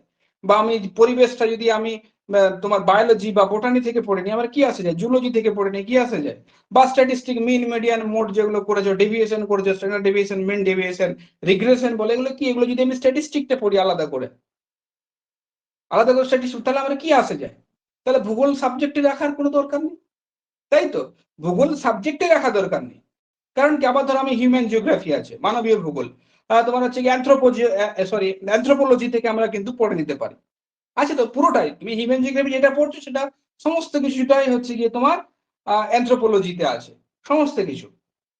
তাহলে এখানে একটা কোশ্চেন অ্যারাইজ হয় যে তাহলে ভূগোল রাখার কি দরকার? ভূগোলটা রাখারই কি দরকার? যেহেতু ভূগোল মাদার সাবজেক্ট, সমস্ত কিছু, ভূগোল রাখার কি দরকার? ভূগোলটা তো ছেড়ে দিলেই হয়। ঠিক আছে, এই যে ধারণাটা, এই আমার আজকে তোমাদেরকে বলছি, তোমাদের মধ্যে হয়তো এই ভাবনাটা অ্যারাইজ হচ্ছে যে সত্যি সত্যি তো রাখার কি দরকার হয়। এই যে সত্যি সত্যি ধারণাটা ইভলভ হয়েছিল 1948-এ, জেমস কোনান্ট নামে একজন তোমার মানে ভূগোলবিদ নয়, একজন ম্যাথমেটিশিয়ান ছিলেন। ঠিক আছে, ওনার ওনার ইয়েতে মানে মনে এই ধারণাটা উৎপত্তি হয়েছিল, তাহলে আমার রাখার কি দরকার আছে? ভূগোলটাকে আমি বন্ধ করে দেবো, ভূগোল পড়ানোরই দরকার নেই, ভূগোল পড়ানোর দরকার নেই, ভূগোলকে আমি বন্ধ করে দেবো। কিছু কিছু জায়গাতে ভূগোল কিন্তু অলরেডি বন্ধ হয়ে গেছিল, কিছু কিছু জায়গাতে ভূগোল পড়ানো বন্ধ হয়ে গেছে ইউনিভার্সিটি, তুমি ভাবো। সেই সময় কথা বলছি, 1948-এর কথা বলছি। ঠিক আছে, সেই সময় কি হয়েছিল না, জেমস কনেন্ট বিরোধিতা করেছিলেন যে ভূগোল পড়ানোর কি দরকার, এত কিছু তো আমরা অন্যান্য টপিক থেকে পেয়ে যাব, সুতরাং পড়ার কোনো দরকার নেই, এখান থেকে পাচ্ছে আলাদা আলাদা করে আমরা পড়ে নেব। কিছু কিছু জায়গাতে তোমার বন্ধ হয়ে গেছিল। এই যে ভূগোল সাবজেক্ট বন্ধ হয়ে যাচ্ছে, ভূগোল বিষয়টা বন্ধ হয়ে যাচ্ছে, এই বিষয়টাকে আটকানোর জন্যে, এই বিষয়টাকে আটকানোর জন্যই ইভলভ হয়েছিল রাশিমাত্রিক বিপ্লব। যদিও আমি স্ট্যাটিস্টিকের কথা বললাম, ম্যাথমেটিক্স এর কথা বললাম, সেই সময় কিন্তু স্ট্যাটিস্টিক ম্যাথমেটিক্সটা ছিল না। যেহেতু তোমাদেরকে আমি বোঝানোর জন্য বললাম ব্যাপারটা, সেই সময় ভূগোল কি ওই সমস্ত কালেকশন করা হতো অ্যানথ্রোপোলজি থেকে, তারপর হচ্ছে তোমার আর্থ সায়েন্স থেকে, তারপর হচ্ছে বোটানি থেকে, জিওলজি থেকে। তখন কি করলেন, তখন হচ্ছে গিয়ে 1950-এর দশকে, 1950-এর দশক মনে রাখবে, 1950-এর দশকে থেকে এই ধারণাটা আস্তে আস্তে ডেভেলপ হতে শুরু করলো যে ভূগোলকে বাঁচানো যায় কিভাবে, ভূগোলকে বাঁচানো যায়। ভূগোল তো ওনারা সেই সময় কি করতেন, ভূগোলটা সেই সময় ইডিওগ্রাফিক ছিলেন।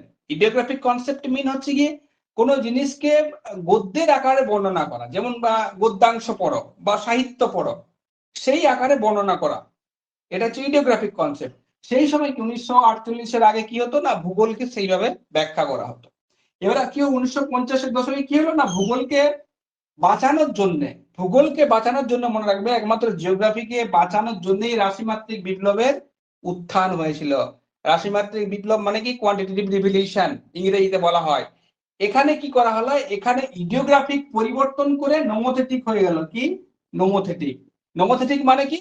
নোমোথেটিক মানে হচ্ছে কি নিয়ম স্থাপনকারী, মেকিং এ ল।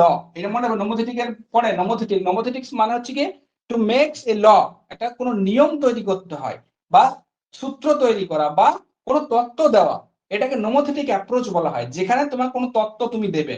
সুতরাং এই সময় কি হলো, সুতরাং এই সময় ভূগোলকে তার তোমার হচ্ছে কি অঙ্কের মাধ্যমে বা হচ্ছে কি জ্যামিতির মাধ্যমে বা স্ট্যাটিস্টিকের মাধ্যমে, ঠিক আছে, ব্যাখ্যা করার টেন্ডেন্সি দেখা দিল ভূগোলকে বাঁচিয়ে রাখার জন্য। তাহলে মনে রাখো যে রাশিমাত্রিক বিপ্লবটা কিভাবে উত্থানটা হচ্ছে, উত্থানটা কিভাবে আসছে, ঠিক আছে না? রাশিমাত্রিক বিপ্লবের উত্থান হচ্ছে একমাত্র তোমার ভূগোলকে বাঁচিয়ে রাখা। ভূগোলকে বাঁচিয়ে রাখাটা কিভাবে বাঁচাবে না, আমাকে ইডিওগ্রাফিক থেকে নোমোথেটিক হতে হবে। ইডিওগ্রাফিক কি কনসেপ্ট? ইডিওগ্রাফিক কনসেপ্টে বলা হয় যে এখানে সমস্ত কিছু ঘটনাকে গল্পের আকারে ব্যাখ্যা দেওয়া হয়, সেইটি বাবু পাল্টাতে হবে। সেইটি বাবু পাল্টিয়ে কি করতে হবে? সেইটি পাল্টিয়ে করতে হবে নোমোথেটিক করতে হবে। নোমোথেটিক মানে হচ্ছে কি নিয়ম স্থাপনকারী, টু মেক এ ল, নতুন নিয়ম তৈরি করবে, তত্ত্ব তৈরি করবে, থিওরি দেবে, ঠিক আছে? এবং আগে যে সমস্ত তত্ত্বগুলো দেওয়া হয়েছে, আগে যে সমস্ত তত্ত্বগুলো দেওয়া হয়েছে সেই তত্ত্বগুলোকে কিন্তু ইলাবোরেট, সেই তত্ত্বগুলোকে ইনক্লুড করতে হবে। যেমন, এবং শুরু হলো তখন ট্রান্সলেশন। ট্রান্সলেশন শুরু করার ফলে ওই যে ভন থুনেনের তত্ত্ব মনে আছে? ভন থুনেন 1826 সাল, ঠিক আছে? ভন থুনেনের তত্ত্ব ট্রান্সলেট করা হচ্ছে। যেহেতু এগুলো আগে এবং পাবলিশড হচ্ছে, যেহেতু সেই সময় পর 1909 সালে পাবলিশড হলেও সেগুলো হচ্ছে কি প্রচার হয়েছিল সবে 48-50 সালের পর থেকে, মানে গ্লোবালি পাবলিশড হয়েছিল। সিনেমা বলে না গ্লোবালি পাবলিশড হওয়া, সেই রকম ভাবে সেগুলো ট্রান্সলেট হলেও সেগুলো পাবলিশড হয়, ভূগোলে ইনক্লুড করা হয় কখন না 1950-এর দশকের দিকে সেগুলো সমস্ত কিছু ইনক্লুড করা হয়। তার মানে রাশিতাত্ত্বিক বিপ্লব আর কিছুই না। রাশিতাত্ত্বিক বিপ্লব হচ্ছে গিয়ে ভূগোলে সমস্ত কিছু তোমার হচ্ছে কি যে সমস্ত ইডিওগ্রাফিক কনসেপ্ট গুলো ছিল সেই কনসেপ্ট গুলোকে নোমোথেটিক আকারে ব্যাখ্যা করা, এটা হচ্ছে কি মেন কনসেপ্ট। তা নোমোথেটিক আকারে ব্যাখ্যা করতে গেলে কি কি করতে হবে? প্রথমত কি, যদি আমরা বৈশিষ্ট্য করি, প্রথমত হচ্ছে কি বিজ্ঞানসম্মতভাবে বর্ণনা। আর একটা কথা বলছি কি যে কোয়ান্টিটেটিভ রিভলিউশন, রাশিমাত্রিক বিপ্লব কথাটি প্রথম ব্যবহার করেন আই বার্টন, মনে রাখবে আই বার্টন। আই বার্টন, মানে স্পেলিংটা ঠিক লিখেছি, আই বার্টন প্রথম টার্মটা কয়েন করেন, সেটা হচ্ছে রাশিমাত্রিক বিপ্লব। আই বার্টন মনে রাখবে, এটা অনেক সময় কোশ্চেনে দিয়ে দেয় যে এই টার্মটা প্রথম কে দেন, ঠিক আছে? তাহলে আই বার্টন দিয়েছিলেন। এখন ব্যাপার হচ্ছে রাশিমাত্রিক বিপ্লবের বৈশিষ্ট্য আসার আগে কিছু বেস পড়বো। এর বেস কি, ভিত্তি কি? না, এর ভিত্তি কি ছিল? আমি প্রথমেই বললাম যে এর ভিত্তি প্রথমে কি, যে ম্যাথমেটিক্যাল, মানে হচ্ছে কি অঙ্ক ঢোকানো, ম্যাথে অঙ্ক দিতে হবে। অঙ্ক কি না, অঙ্ক কি পড়ছো? স্ট্যাটিস্টিক পড়ছো না? স্ট্যাটিস্টিকে কি আছে? মিন আছে, মিন, মিডিয়ান, মোড আছে না? তারপর কি আছে? আমি আর লিখছি না, স্ট্যান্ডার্ড আছে, মিন ডেভিয়েশন আছে, এগুলো। তার মানে হচ্ছে কি স্ট্যাটিস্টিক আমরা বলতে পারি এখানে স্ট্যাটিস্টিক এক নাম্বার। দু নম্বর ভিত্তি কি না, ফিজিক্সের মাধ্যমে ব্যাখ্যা। ফিজিক্স, ফিজিক্সের মাধ্যমে কিভাবে ব্যাখ্যা করি? ফিজিক্সের মাধ্যমে আমরা ভৌগোলিক জিনিসগুলোকে কিভাবে ব্যাখ্যা করি না, প্রথমে হচ্ছে কি, ধরো একটা কথা বলছি, থার্মোডাইনামিক্স তত্ত্ব আমরা জানো তো, থার্মোডাইনামিক্স নিয়ম, ওই যে থার্মোডাইনামিক্স,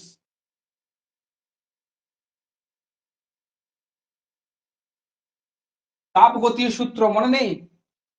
তাপগতীয় সূত্র, যে এনার্জি সৃষ্টি হয় না, এনার্জির ধ্বংস হয় না, এনার্জির পরিমাণ কনস্ট্যান্ট থাকে, এক রূপ থেকে আরেক রূপে পরিবর্তিত হয়, থার্মোডাইনামিক্স। এটা আমরা ভূগোলে পড়ি তো, ভূগোলে তো এই কনসেপ্টটা আছে, থার্মোডাইনামিক্স। তবে গ্র্যাভিটি, ফিজিক্সের জিনিস গ্র্যাভিটি কোথায় ব্যবহার করছি? গ্র্যাভিটি কোথায় ব্যবহার করছি? তত্ত্ব মনে নেই তোমাদের? মাইগ্রেশনের তত্ত্ব, গ্র্যাভিটি থিওরি নেই? মাইগ্রেশনের গ্র্যাভিটি থিওরি নেই? গ্র্যাভিটি থিওরি মাইগ্রেশনের কে দিয়েছিলেন? Rally, rally. তাহলে দেখো, ফিজিক্সের জিনিসও আমরা ব্যবহার করছি, ফিজিক্সের জিনিসও ব্যবহার করছি, ম্যাথামেটিক্সের, সরি এটা স্ট্যাটিস্টিকের জিনিসের ব্যবহার করছি। এটা ম্যাথ না বলে স্ট্যাটিস্টিক বলা ভালো। ম্যাথও আমি আলাদা করে করতে পারি, যে ম্যাথও ব্যবহার করছি। ম্যাথও বিভিন্ন জায়গাতে আমরা তোমার হচ্ছে গিয়ে অ্যালজেব্রা ব্যবহার করছি, অ্যালজেব্রা, অ্যালজেব্রা ব্যবহার করছি। তার মানে ধরো এই যে জিনিসগুলো, স্ট্যাটিস্টিক এক নাম্বার বললাম, ফিজিক্স দু নাম্বার বললাম, ম্যাথ হচ্ছে কি তিন নাম্বার বললাম, এগুলো হচ্ছে কি রাশিমাত্রিক বিপ্লবের ভিত্তি বা বেস। এগুলোকে বেস করেই গড়ে উঠেছে হচ্ছে কি তোমার রাশিমাত্রিক বিপ্লব। রাশিমাত্রিক বিপ্লবের ফলস্বরূপ আমরা কি কি দেখতে পাই না, তোমরা নিশ্চয়ই দেখেছো কোপেনের শ্রেণীবিভাগ, দেখেছো তো? কোপেনের যে ক্লাইমেট ক্লাসিফিকেশন, থর্নটোয়েটেন দেখেছো নিশ্চয়, থর্নটোয়েটেন। তারপরে তারপরে আছে তোমার হচ্ছে কি ভন থুনেন, আমরা বলতে পারি ভন থুনেন। তারপরে আমরা বলতে পারি ক্রিস্টোফারের সেন্ট্রাল প্লেস থিওরি, আছে তো? এই যে সমস্ত কিছু এগুলো দেখছো, এগুলো সমস্ত কিছু হচ্ছে কি তোমার যে রাশিমাত্রিক যে বিপ্লব হয়েছিল সেই রাশিমাত্রিক বিপ্লবের ফলস্বরূপ এই যে কোপেনের তত্ত্ব, থর্নডয়েটের, বা আমরা আরো অ্যাড করতে পারি ওয়েবারের ইন্ডাস্ট্রিয়াল, ওয়েবার, লস, ঠিক আছে, এই সমস্তগুলোই হচ্ছে কি তোমার রাশিমাত্রিক বিপ্লবের পর ইনক্লুড করা হয়েছে। কিসে? না রাশিমাত্রিক বিপ্লবকে ইনক্লুড করা হয়েছে তোমার, সরি, এগুলো ভূগোলে ইনক্লুড করা হয়েছে অ্যাজ এ কোয়ান্টিটেটিভ রিভলিউশন হিসেবে। সুতরাং এগুলো হচ্ছে ভিত্তি এবং এগুলো হচ্ছে গিয়ে তার ফল। এইবারে আমরা হচ্ছে গিয়ে এর বৈশিষ্ট্য কি কি, রাশিমাত্রিক বিপ্লবের বৈশিষ্ট্য কি কি। না প্রথম বৈশিষ্ট্য যদি লেখো, প্রথম বৈশিষ্ট্য হবে রাশিমাত্রিক বিপ্লবের প্রথম বৈশিষ্ট্য হচ্ছে কি বিজ্ঞানসম্মত ব্যাখ্যা। না আমরা বলতে পারি যে বিবরণ কমানো, বিবরণ কমানো, বিবরণ কমানো এক নাম্বার ক্যারেক্টারিস্টিক। এক নাম্বার ক্যারেক্টারিস্টিক হচ্ছে বিবরণ কমানো। 2 নাম্বার হচ্ছে গিয়ে বিজ্ঞানসম্মত ভাবে ব্যাখ্যা। 2 নাম্বার বিজ্ঞানসম্মত ব্যাখ্যা,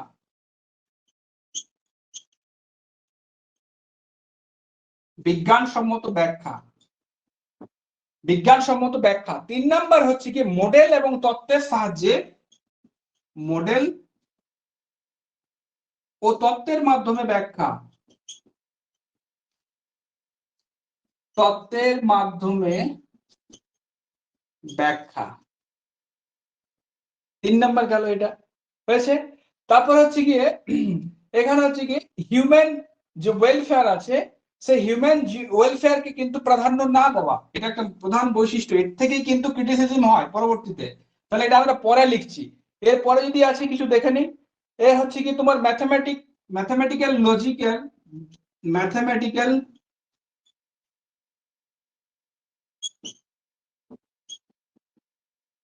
লজিক দেওয়া, ম্যাথমেটিক্যাল লজিক দেওয়া। 5 নাম্বার এগুলো বৈশিষ্ট্য সব।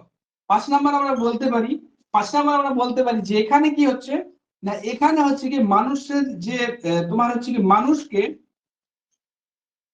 মানুষকে গুরুত্ব না দেওয়া। এই যে লাস্ট পয়েন্টটা, এই লাস্ট পয়েন্টটাই হচ্ছে কি তোমার রাশিমাত্রিক বিপ্লবের পতনের প্রধান কারণ। এই লাস্ট পয়েন্টটা লিখলাম, মানুষকে গুরুত্ব না দেওয়া, এটার জন্যই কিন্তু রাশিমাত্রিক বিপ্লব সব থেকে বেশি ফেল হয়েছিল। ঠিক আছে, এখন রাশিমাত্রিক বিপ্লবের যদি বলে যে সমর্থক কারা ছিলেন, ঠিক আছে, রাশিমাত্রিক বিপ্লবের সমর্থক ওই যাদের যাদের নামগুলো আমরা বললাম একটু আগে, কি কি নাম বললাম, রাশিমাত্রিক বিপ্লবের ছিলেন ক্রিস্টোলার ছিলেন, ওয়েবার ছিলেন, কোপেন ছিলেন, থর্নডয়েট ছিলেন। ঠিক আছে, এদের সবাইকেই কিন্তু রাশিমাত্রিক বিপ্লবের জনক কিন্তু আমরা বলতে পারি। ঠিক আছে, বারবার বলছি জনকগুলো বা সরি জনক বলাটা ভুল, সাপোর্টার বা সমর্থক, জনক তো একজনই হয়। এখানে সমর্থক গুলো হচ্ছে কি যতজন আছেন, লস আছেন, ওয়েবার আছেন, ভন থুরেন আছেন, কোপেন আছেন, ঠিক আছে, এরা সবাই হচ্ছে গিয়ে তোমার রাশিমাত্রিক যে ভূগোল সেই রাশিমাত্রিক ভূগোলের সমর্থক। ঠিক আছে, এরপর আছে রাশিমাত্রিক বিপ্লবের কিছু কিছু ফেজ আছে, 3টে ফেজ আছে বা পর্যায় আছে। রাশিমাত্রিক বিপ্লবের পর্যায় আছে। পর্যায় কি কি? রাশিমাত্রিক বিপ্লবের পর্যায়গুলোকে আমরা নরমালি 3টে ভাগে ভাগ করতে পারি। এটা জেনেসিস পর্যায়, জেনেসিস ফেজ, জেনেসিস ফেজ। 2 নম্বর আছে কি তোমার জেনিথ ফেজ, সরি জেনিথ,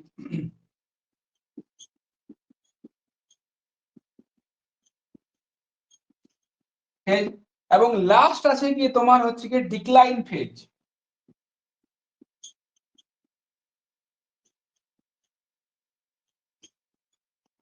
এইবারে দেখো, এই যে প্রথম ফেজটা, এই ফেজটা জেনেসিস যে ফেজটা, এটা হচ্ছে কি 1818 সাল থেকে হচ্ছে গিয়ে 1818 সাল থেকে আমরা বলতে পারি এটা হচ্ছে গিয়ে 1950, 1950 বলতে পারি। আর একটা হচ্ছে কি 1950 থেকে 1960। আর আমরা বলতে পারি আফটার 1960s, এটা এটা বলতে পারি। তাহলে দেখো রাশিমাত্রিক বিপ্লবের যে পর্যায়গুলো আছে, যে পর্যায়গুলো কিভাবে এসছে।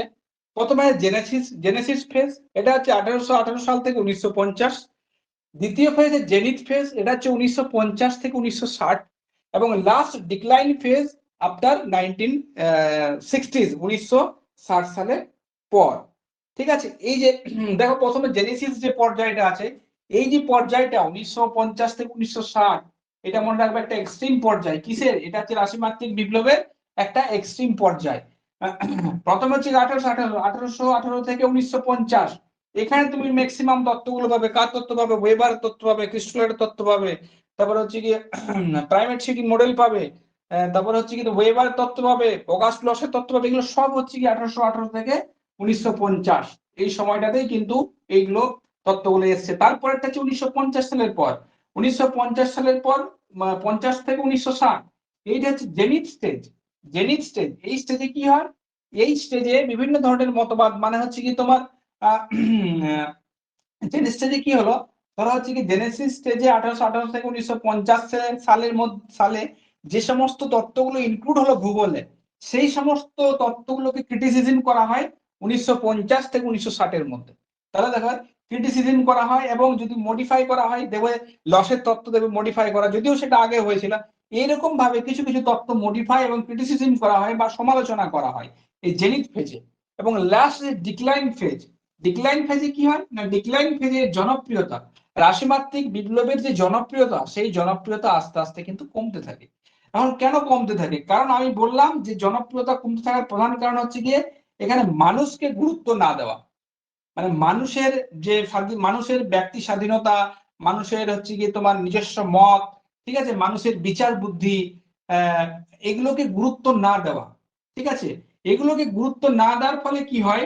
এগুলোকে গুরুত্ব না দেওয়ার ফলে এর যে জনপ্রিয়তাটা আস্তে আস্তে অন্য মতবাদের দিকে শিফট হতে থাকে। আমি কি বলেছি যে কোনো একটা মতবাদ কিন্তু অনেক দিন ধরে একটা স্থানে অবস্থান করতে পারে না, সেটা আস্তে আস্তে শিফট করে। যখন এই সাপোর্টার গুলো আস্তে আস্তে কমে আসে, রাশিমাত্রিক বিপ্লবের সাপোর্টার গুলো আস্তে আস্তে কমে যায়, ঠিক আছে, তখন তারা কি হয়, তখন তারা আস্তে আস্তে তাদের চিন্তা ভাবনা, তাদের মতাদর্শ আস্তে আস্তে রাশিমাত্রিক বিপ্লব থেকে আস্তে আস্তে সরিয়ে নেয় এবং সরিয়ে নিয়ে আস্তে আস্তে সেটা শিফট করে কোন দিকে? সেটা শিফট করে অন্য কোনো মতবাদের দিকে। ঠিক আছে, যেমন এখানে একটা উদাহরণ দিই, তোমার ডিক্লাইন ফেজে ডেভিড হার্ভের নাম শুনেছো নিশ্চয়ই। David Harvey, David Harvey David Harvey কি একটা বই লিখেছিলেন, social justice and the city, বইটার নাম মনে আছে? Social justice and the city, social justice and the city, এই বইটা লিখেছিলেন। এই বইটাতে উনি সাপোর্ট করেছিলেন তোমার হচ্ছে গিয়ে রাশিমাত্রিক বিপ্লবকে। পরবর্তীকালে যখন ডিক্লাইন ফেজ হয়, ডেভিড হার্ভে কি করেন? ডেভিড হার্ভে পুরোপুরি শিফট করে যান মার্ক্সবাদের দিকে। কোন দিকে? মার্ক্সবাদের দিকে শিফট করে যান। তার মানে কি ছিলেন ডেভিড হার্ভে? কি ছিলেন ডেভিড হার্ভে? তাহলে প্রথমে ছিলেন রাশিমাত্রিক বিপ্লবের একজন সাপোর্টার, পরবর্তীতে উনি কি করেছিলেন না, পরবর্তীতে উনি আস্তে আস্তে মার্ক্সবাদের দিকে আস্তে আস্তে শিফট করে যান। যখন কেন শিফট করছেন না, ডিক্লাইন স্টেজে কি দেখছেন, যা এখানে মানুষের চিন্তা ভাবনা, মানুষের গুরুত্ব বা সমাজের যে সমস্ত তোমার তোমার সমস্যাগুলো আছে, সেইগুলোর কথা চিন্তা ভাবনা করা হচ্ছে না। ভূগোল শুধুমাত্র বলছে অঙ্ক দাও, তত্ত্ব দাও, অঙ্ক দাও, তত্ত্ব দাও, স্ট্যাটিস্টিক দাও, স্ট্যাটিস্টিকের মাধ্যমে বিচার করো। এইগুলোতে মানুষ যখন একঘেয়ে হয়ে গেছে, আর আর সেটাকে লোড টেনে নিয়ে যেতে পারছে না, তখনই কিন্তু আস্তে আস্তে তোমার যে সমস্ত সাপোর্টার গুলো ছিল, সেগুলো আস্তে আস্তে তারা অন্যদিকে আস্তে আস্তে শিফট করে যেতে থাকে। এই যে শিফট করছেন, শিফট করাটাই আস্তে আস্তে, তার মানে কি, তারা রেডিক্যাল ভূগোলের দিকে যাচ্ছেন, অথবা কেউ মানবতাবাদ ভূগোলের দিকে যাচ্ছেন, অথবা অথবা কেউ মার্ক্সবাদের দিকে যাচ্ছেন। ব্যাপারটা বুঝতে পারছো? তার মানে দেখো, রাশিমাত্রিক বিপ্লবকে সামনে রেখে বা ফ্রন্টে রেখে অনেক কিন্তু বিপ্লবের আস্তে আস্তে উদ্ভব হয়। তার মধ্যে একটা প্রধান হচ্ছে কি, রেডিক্যাল জিওগ্রাফি, রেডিক্যালিজম যেটা বলা হয়।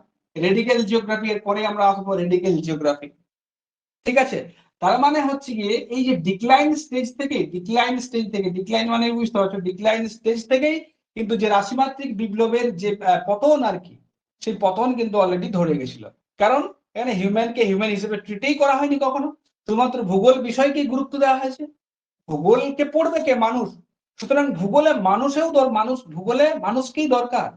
সেই ব্যাপারটাকে এখানে সম্পূর্ণরূপে এড়িয়ে যাওয়াতে অনেক সাপোর্টার, অনেক সমর্থক রাশিমাত্রিক বিপ্লব থেকে আস্তে আস্তে শিফট করে যান বিভিন্ন মতবাদের দিকে। ওই জন্য রাশিমাত্রিক বিপ্লব আর বেশি দিন টিকে থাকতে পারেননি, টিকে থাকতে পারেনি। পরবর্তীতে আবার এই মতবাদটা অন্য কোনো মতবাদ দ্বারা অধিগৃহীত হয়ে যায়। তার মানে বুঝতে পারছো তো, সমস্ত কিছু পরিবর্তনশীল, আর যেটা আছে কাল সেটা নাই। এই যে শিফট, এই যে শিফট হচ্ছে, এটাকে ভূগোলে প্যারাডাইম শিফট বলা হয়। এটা একদিন হবে ক্লাসে যে প্যারাডাইম শিফট অ্যাকচুয়ালি কি জিনিস। সুতরাং এইটা গেল core concept of quantitative revolution এবং রাশিমাত্রিক বিপ্লব অথবা রাশিমাত্রিক বিপ্লব। ঠিক আছে।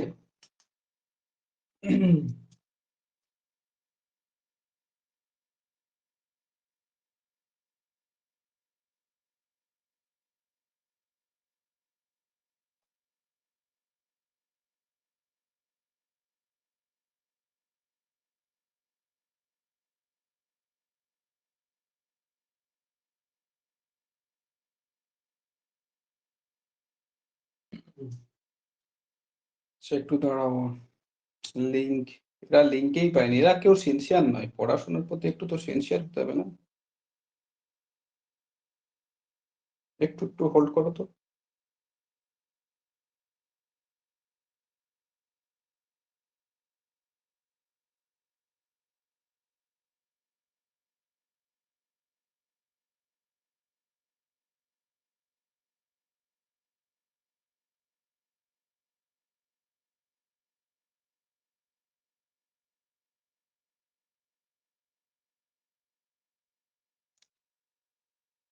আচ্ছা,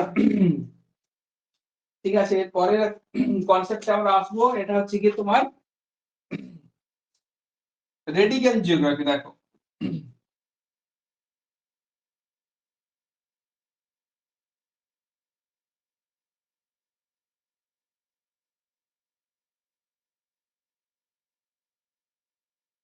এটাকে মূলক ভূগোল বলে, দেখবে রেডিক্যাল জিওগ্রাফি অথবা মূলক ভূগোল।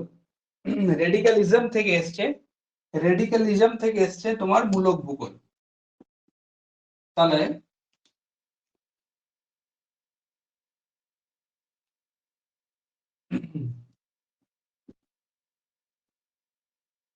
রেডিক্যালিজম থেকে দুটো জিনিস আসছে, একটা হচ্ছে কি তোমার রেডিক্যাল জিওগ্রাফি,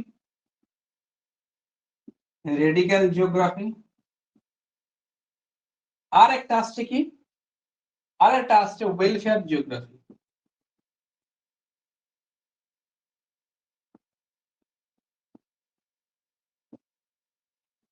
ঠিক আছে। এখন এই যে রেডিক্যালিজম, ঠিক আছে, মূলক চিন্তাধারা বা রেডিক্যালিজম অ্যাপ্রোচ, এটা কি না, এটা হচ্ছে কি রাশিমাত্রিক বিপ্লব। মনে হয় পরীক্ষাতে কোশ্চেন আসে কিন্তু ভাইটাল জিনিস, রাশিমাত্রিক বিপ্লব, রাশিমাত্রিক বিপ্লব, রাশিমাত্রিক বিপ্লব এবং প্রত্যক্ষবাদের, প্রত্যক্ষবাদের একটি বিরুদ্ধ চিন্তাধারা, একটি বিরুদ্ধ বা অপোজিট চিন্তাধারা, চিন্তাধারা।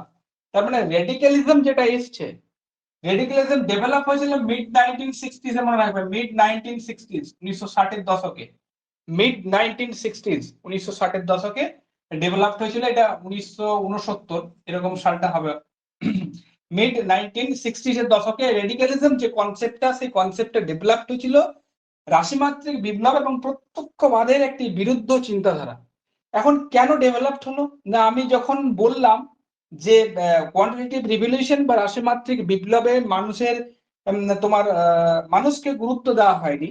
ঠিক আছে, মানুষের চিন্তা ভাবনাকে কোনো গুরুত্বই দেওয়া হয়নি, শুধুমাত্র অঙ্ক অঙ্ক অঙ্ক অঙ্ক, অ্যালজেব্রা, স্ট্যাটিস্টিক্স, তত্ত্ব থিওরি করে গেছে। এই করতে করতে কি হয়েছে, এই করতে করতে উন্নত দেশগুলোতে কি হয়েছে, বিভিন্ন সামাজিক, বিভিন্ন যে সামাজিক সমস্যা আছে, যেগুলো ক্যাপিটালিস্টিক কান্ট্রি কি কি, যেমন আমেরিকা, ঠিক আছে, আমেরিকা, তারপরে হচ্ছে কি তোমার ধরো ব্রিটেন,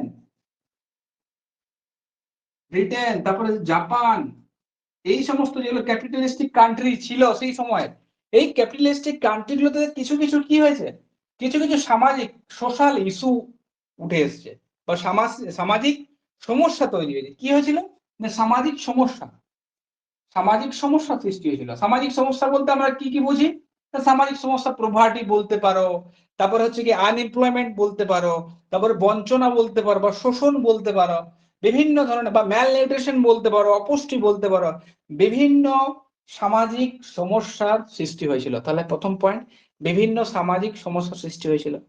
সেই সামাজিক সমস্যা যেগুলো সৃষ্টি হয়েছিল সেগুলোর দিকে ভূগোল কোনোভাবেই আলোকপাত করছিল না, আলোকপাত করছিল না। এই যে করছিল না, এই কনসেপ্ট গুলোকে ভূগোলেও ঢোকাতে হবে, ঠিক আছে। তখন কি হলো, তখন রেডিক্যালিজম, ঠিক আছে, এই যে মতবাদ, এই মতবাদটার জন্ম হলো।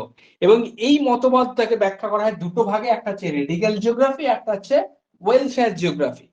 এই দুটো ভাবে আমরা ব্যাখ্যা করে থাকি। তাহলে প্রথমে আসবে রেডিক্যাল, দুটো একেবারের সাথে তোমার জড়িয়ে আছে। ওয়েলফেয়ার খুবই কাছাকাছি, রেডিক্যাল জিওগ্রাফিতে মুভমেন্ট এবং ওয়েলফেয়ারে, মানে পরে আসবে যে ওয়েলফেয়ারে কি আসছে, মানে প্রথমে আসবো যে রেডিক্যাল জিওগ্রাফিতে কি হচ্ছে। তাহলে ফার্স্ট অফ অল আমি কি বললাম, ফার্স্ট অফ অল বললাম যে যে সমস্ত ক্যাপিটালিস্টিক কান্ট্রি গুলো ছিল, সেই ক্যাপিটালিস্টিক কান্ট্রি গুলোতে রাশিমাত্রিক বিপ্লব এত ভালো, এত ডেভেলপড হওয়া সত্ত্বেও সেখানে কিছু কিছু সোশ্যাল ইস্যু তৈরি হয়েছিল। কি কি সোশ্যাল ইস্যু, না ক্রাইম হচ্ছিল, না পোভার্টি হচ্ছিল, আনএমপ্লয়মেন্ট হচ্ছিল, ঠিক আছে। সুতরাং এগুলো তো সমস্যা, এই সমস্যাগুলো তো দূর করতে হবে, এগুলো সমস্যাগুলো তো বলতে হবে। কোথায় বলবে, কোথাও কোনো জায়গা ছিল না। তখনই শুরু হয়েছিল রেডিক্যাল জিওগ্রাফি, ঠিক আছে, রেডিক্যাল জিওগ্রাফি বা রেডিক্যালিজম বা রেডিক্যাল মুভমেন্ট অলরেডি কিন্তু শুরু হয়েছিল। এখন রেডিক্যাল মুভমেন্ট শুরু হয়েছিল কিসের ভিত্তিতে, দেখো কিসের ভিত্তিতে শুরু হয়েছিল। রেডিক্যাল মুভমেন্ট শুরু হয়েছিল, রেডিক্যাল মুভমেন্ট শুরু হয়েছিল তোমার দুটো ঘটনার উপর ভিত্তি করে। একটা হচ্ছে ভিয়েতনাম ওয়ার, ভিয়েতনাম যুদ্ধ, আর একটা হচ্ছে অ্যান্টিপোড পত্রিকা 1969-এ, ঠিক আছে, 1969-এ। তার আগে প্যারিসে 1968-এ প্যারিসেও মুভমেন্ট হচ্ছিল। প্যারিসেও কিন্তু আন্দোলন চলছিল 1968 সালে, ঠিক আছে। কিসের, না লেবারদের, শ্রমিকদের, তাদের বৈষম্যের জন্য তাদের একটা মুভমেন্ট চলছিল। তো ব্যাপারটা হচ্ছে যে রেডিক্যাল যে জিওগ্রাফি তার বেস কি ছিল, রেডিক্যাল জিওগ্রাফি, রেডিক্যাল যে জিওগ্রাফি তার কি বেস ছিল, না বেস ছিল হচ্ছে যে তোমার ভিয়েতনাম যুদ্ধ। দেখো এখন ভিয়েতনাম ওয়ার আমরা পড়েছি, ভিয়েতনাম ওয়ারে কি হয়েছিল জানো কি কেউ, ভিয়েতনাম ওয়ার কেন হয়েছিল, ভিয়েতনাম ওয়ার, ভিয়েতনামের যুদ্ধ, ভিয়েতনামের যুদ্ধ, আর একটা হচ্ছে কি অ্যান্টিপোড পত্রিকা। তাহলে পরীক্ষাতে যদি কোশ্চেন দেয় অ্যান্টিপোড পত্রিকা কিসের সাথে যুক্ত, তখন বলবে রেডিক্যাল জিওগ্রাফির সাথে যুক্ত। এটা 1969-এ, আর ভিয়েতনাম ওয়ার 1948 সালে শুরু হয়ে গেছিল, ভিয়েতনাম যুদ্ধ। এখন রেডিক্যাল যে জিওগ্রাফিটা আছে সেই দুটো ভিয়েতনাম ওয়ার এবং অ্যান্টিপোড পত্রিকার সাথে ব্যাপকভাবে যুক্ত আছে। ভিয়েতনাম ওয়ার কার সাথে হয়েছিল, না ভিয়েতনামের সাথে আমেরিকা। এর অনেক ব্যাপার, অনেক বড় সড় ব্যাপার, আমি যাচ্ছি না, মনে রাখবে এখানে যুদ্ধটা হয়েছিল একটা ক্যাপিটালিস্টিক কান্ট্রি, সেটা হচ্ছে আমেরিকা, আমেরিকার সাথে হয়েছিল ভিয়েতনাম, ঠিক আছে, আমেরিকার সাথে ভিয়েতনাম বা ভিয়েতনামের সাথে হয়েছিল, আমেরিকার সাথে ভিয়েতনামের হয়েছিল। এখন এই যে যুদ্ধটা, এরা তো সবসময় আমেরিকা কি চায়, সবসময় চায় যে তো পলিটিক্যালি প্রত্যেকটা দেশ যেন না স্থির হতে পারে, রাজনৈতিক অস্থিরতা, রাজনৈতিক রাজনৈতিক অস্থিরতা, ঠিক আছে, রাজনৈতিক অস্থিরতা সৃষ্টি করতে চায় সবসময় আমেরিকার, ওদের এটা স্বভাব, যাতে ওদের ইনকাম হয়, অস্ত্র শস্ত্র বিকবে, না বিকবে, না বিকবে। তো ভিয়েতনাম যুদ্ধের সময় ভিয়েতনাম কান্ট্রিটার দুটো ভাগ ছিল সেই সময়, 1946 বা 47-এর দিকে তোমার হচ্ছে নর্থ ভিয়েতনাম, সাউথ ভিয়েতনাম, এরকম মেবি হয়তো ছিল। এবং ভিয়েতনাম হচ্ছে গিয়ে মার্ক্সবাদের দিকে আস্তে আস্তে যাচ্ছিল। মার্ক্সবাদ, মার্ক্সবাদ মানে জানো তো, যেখানে হচ্ছে গিয়ে তোমার হচ্ছে গিয়ে এই যে শ্রমিকের সমস্ত কিছু বা কৃষিজীবী বা হচ্ছে গিয়ে চাষবাস যারা খেটে খাওয়া মানুষ, তাদেরকেও সমান চোখে দেখা হয়। এখন যারা ক্যাপিটালিস্টিক কান্ট্রি তারা কিন্তু এইটা কখনোই চায় না। ক্যাপিটালিস্টিক কান্ট্রিতে কি হয়, মানে পুঁজিবাদী, যারা বড় তারা বড় হবে, যারা ছোট তারা সবসময় ছোটই থাকবে, ঠিক আছে। এই যে একটা অসাম্য তৈরি করা ভিয়েতনাম যুদ্ধ থেকে সৃষ্টি হয়েছিল। তার মানে কি, আমি কথা বললাম প্রথমেই যে অসাম্য, তার মানে অসাম্য সৃষ্টি করছে কি এখানে আমেরিকা।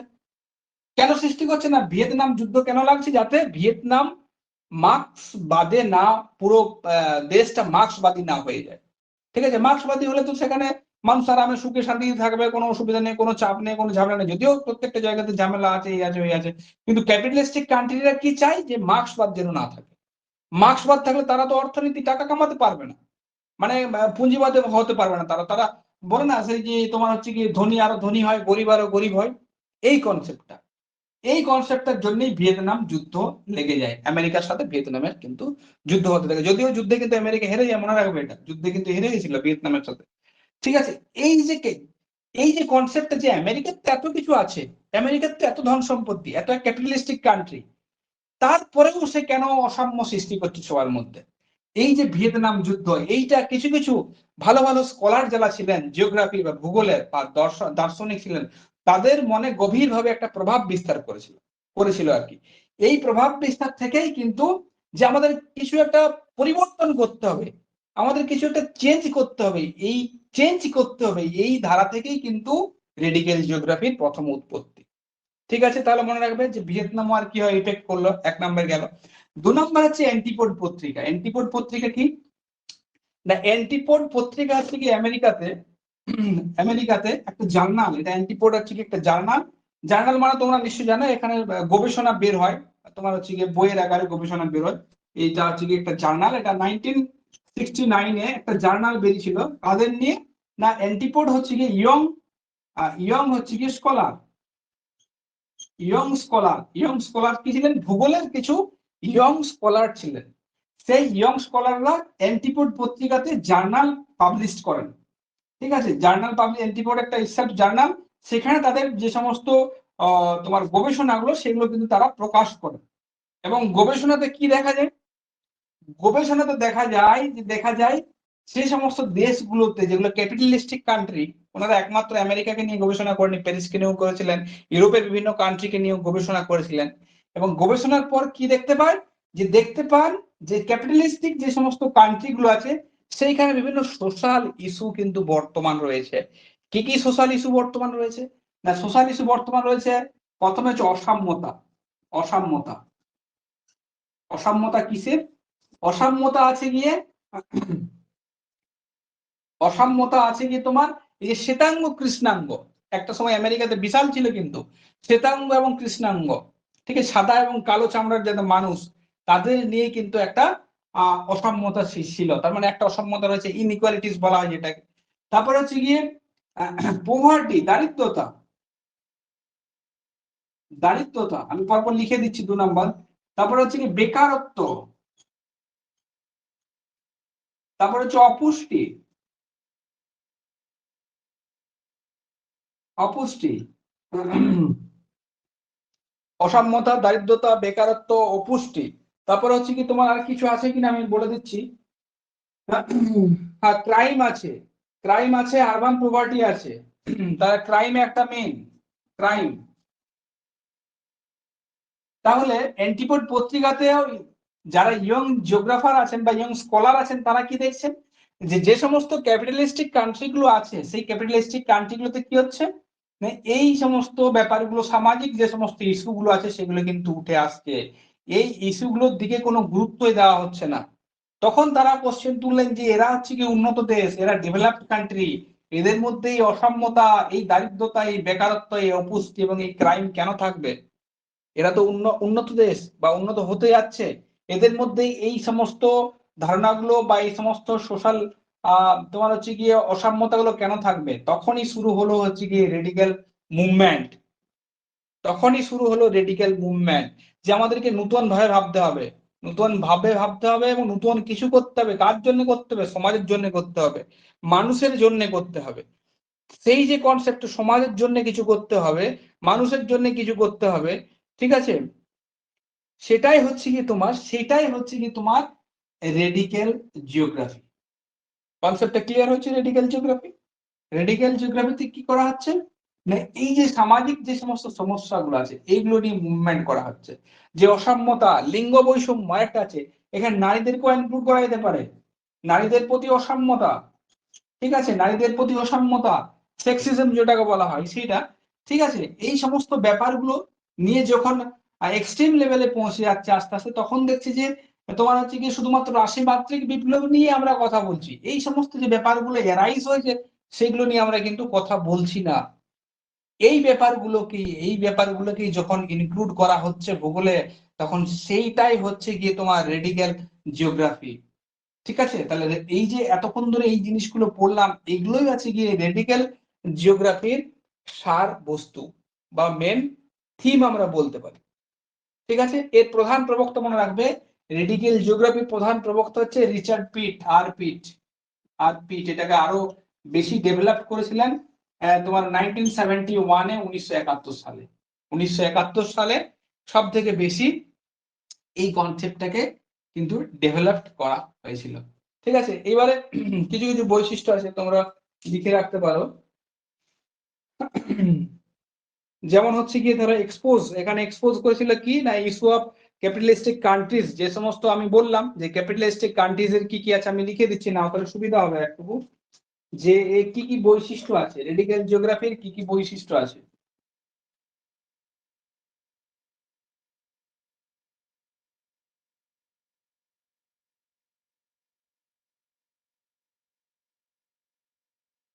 প্রথমে লিখো, রেডিক্যাল জিওগ্রাফির প্রথম বৈশিষ্ট্য হচ্ছে গিয়ে তোমার টু হচ্ছে গিয়ে expose issue of capitalistic country. এক নাম্বার লিখো,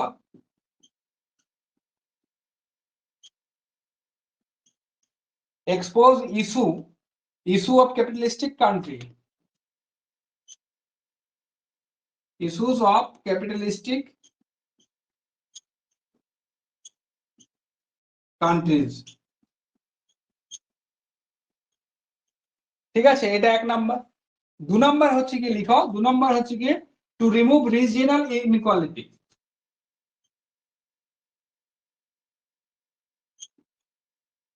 remove regional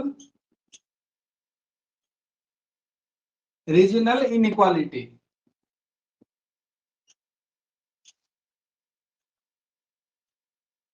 regional inequality. 3 number লেখা হচ্ছে কি promoted equal opportunity. 3 number promoted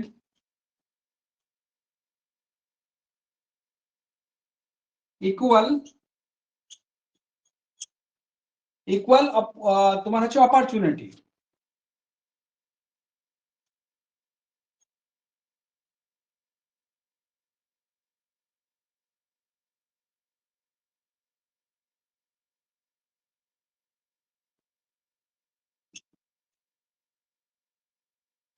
promoted equal opportunities. তারপর হচ্ছে কি তোমার support welfare and human geography.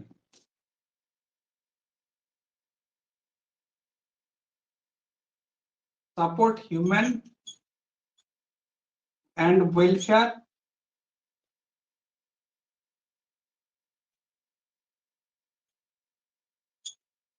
Geography. তাহলে এই যে চারটে, এই চারটে তোমার হচ্ছে main. Expose the issues of capitalistic countries, তার মানে ক্যাপিটালিস্টিক কান্ট্রিজ যেগুলো আছে সেগুলোর যে সমস্ত ইস্যু আছে সেগুলোকে এক্সপোজ করা, মানে জনসমক্ষে নিয়ে আসা, এটা একটা গেল। ঠিক আছে, এটা মূলক ভূগোলের প্রধান প্রধান বৈশিষ্ট্য। 2 নাম্বার আছে টু রিমুভ রিজিওনাল ইনইকুয়ালিটিস। এবারে দেখো, এই যেটা লিখেছি expose the issues of capitalistic countries, এটার মধ্যেই কিন্তু সমস্ত কিছু আছে। এটার মধ্যে কি কি আছে, এটার মধ্যে আছে পোভার্টি আছে, আনএমপ্লয়মেন্ট আছে,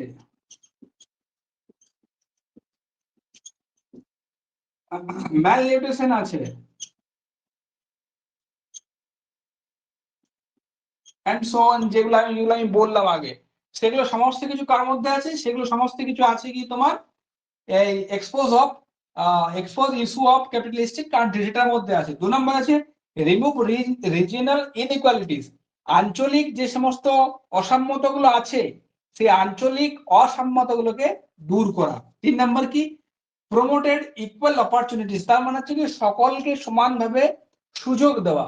কিভাবে সুযোগ দেওয়া সকলকে সমানভাবে না, এখানে সকলকে সুযোগ দেওয়া হচ্ছে কি যেমন নারী পুরুষের যে সেক্সিজম যে ব্যাপারটা আছে, লিঙ্গগত যে সমস্ত পার্থক্যগুলো আছে সেই পার্থক্যের উপর থেকে সকলকে কিন্তু সুযোগ দিতে হবে। এটা হচ্ছে কি তোমার 3 নাম্বার।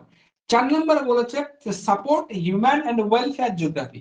এখানে কি করছে, রেডিক্যাল জিওগ্রাফিটা কি করছে না, এটা সাপোর্ট করছে হিউম্যান জিওগ্রাফিকে, এন্ড কল্যাণমূলক যে ভূগোল আছে সেই কল্যাণমূলক ভূগোলকে কিন্তু সাপোর্ট করছে। ঠিক আছে, এইগুলো গেল রেডিক্যাল জিওগ্রাফির প্রধান কিছু বৈশিষ্ট্য। ঠিক আছে,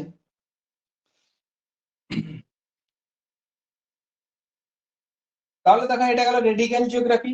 আর একটা কি বললাম, যে রেডিক্যাল জিওগ্রাফির সাথে আমরা আলোচনা করব যে তোমার ওয়েলফেয়ার জিওগ্রাফি বা কল্যাণমূলক ভূগোল, ঠিক আছে, কল্যাণমূলক ভূগোল, এটা মুছে দিচ্ছি, হ্যাঁ।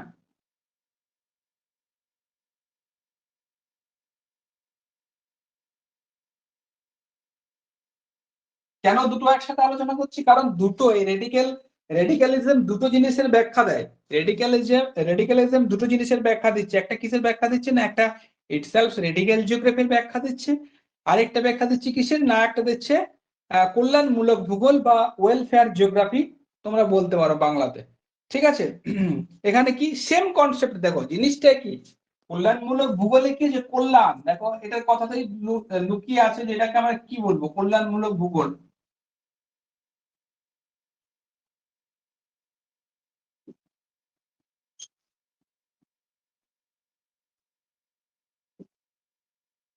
কল্যাণমূলক ভূগোল, এখন কল্যাণমূলক ভূগোল কি না, এটা মনে রাখবে, এটা যেহেতু রেডিক্যাল জিওগ্রাফির পরে মানে 1969 সালে অ্যান্টিপোড পত্রিকা পাবলিশড হয়, তারপরে 1970-এর দিকে কিন্তু এই কনসেপ্টটা ডেভেলপড হয়।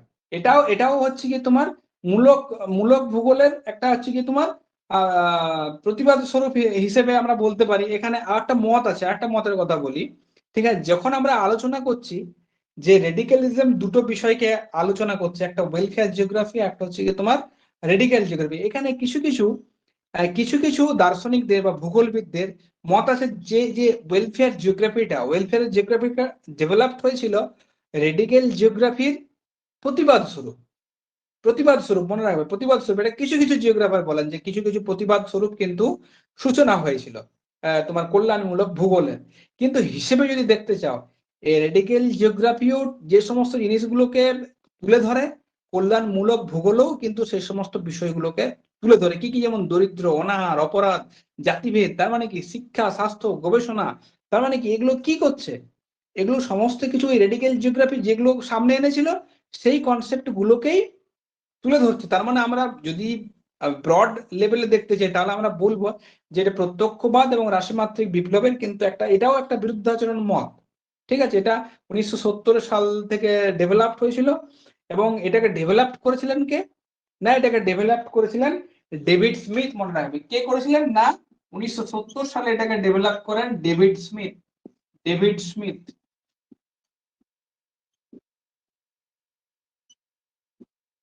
মনে রাখবেন। তাহলে কল্যাণমূলক ভূগোলের প্রতিষ্ঠাতাকে আমরা বলতে পারি না, কল্যাণমূলক ভূগোলের প্রতিষ্ঠাতা আমরা বলতে পারি যে ডেভিড স্মিথ হচ্ছেন কল্যাণমূলক যে ভূগোল, সেই কল্যাণমূলক ভূগোলের প্রতিষ্ঠাতা, এবং 1970 সালে কল্যাণমূলক ভূগোল তোমার হচ্ছে কি ডেভেলপড হয়।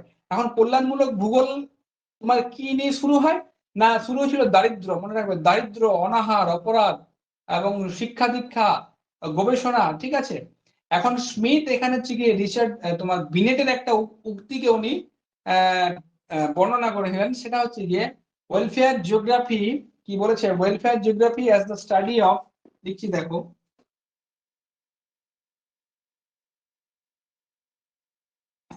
ওয়েলফেয়ার স্পেলিংটা দেখে নি ঠিক আছে কিনা, WELE হবে, sorry. Welfare geography as the study of,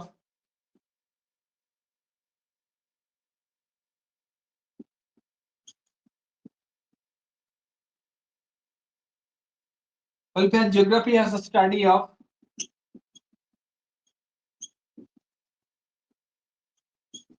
welfare geography as the study of who gets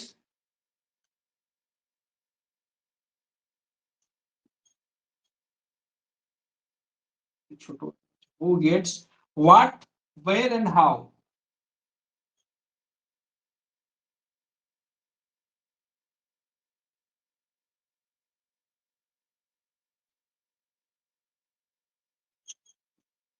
dot dot. এই যে উক্তিটা দেখছো, এটা আর বিনেটের একটা উক্তি, who gets what, where and how, এটাকে ডেভিড স্মিথ ওয়েলফেয়ার জিওগ্রাফিতে ব্যবহার করেছেন ওনার যে কনসেপ্টটা আছে সেই কনসেপ্টটা তুলে ধরার জন্য। এখন এখানে দেখো এইগুলো পড়লেই কিন্তু তোমার কনসেপ্টটা ক্লিয়ার হয়ে যাবে। এখানে কি বলেছে, কল্যাণমূলক ভূগোলে আমরা কি বললাম যে এখানে জাতিভেদ, এখানে জাতিভেদ, দারিদ্রতা, তারপরে হচ্ছে কি তোমার স্বাস্থ্য, শিক্ষা, এগুলো কি is for welfare geography is for মানুষের কল্যাণ, কল্যাণের নিমিত্তে। তাহলে কল্যাণ কিভাবে হবে? জাতিভেদ প্রথাকে দূর করতে হবে, দারিদ্রতা দূর করতে হবে, স্বাস্থ্য এবং শিক্ষা ঠিক রাখতে হবে। ঠিক আছে, এই সমস্ত ব্যাপারগুলো মানুষ ঠিকঠাক পাচ্ছে কিনা সেটা দেখতে হবে। এবং এই সমস্ত ব্যাপারগুলোকে ওয়েলফেয়ার জিওগ্রাফিতে ডেভিড স্মিথ ব্যাখ্যা করেছেন কিভাবে? Welfare geography has the study of who gets what, where and how. পরীক্ষাতে পড়ে যে who gets what, where and how. ঠিক আছে, কথাটি মন্তব্যটি কে করেছিলেন? মনে রাখবে যে বিনেট। ঠিক আছে, এটাকে এক্সপ্লেন কে করেছিলেন? না, ডেভিড স্মিথ। ওনার আলাদা ব্যাখ্যা আছে।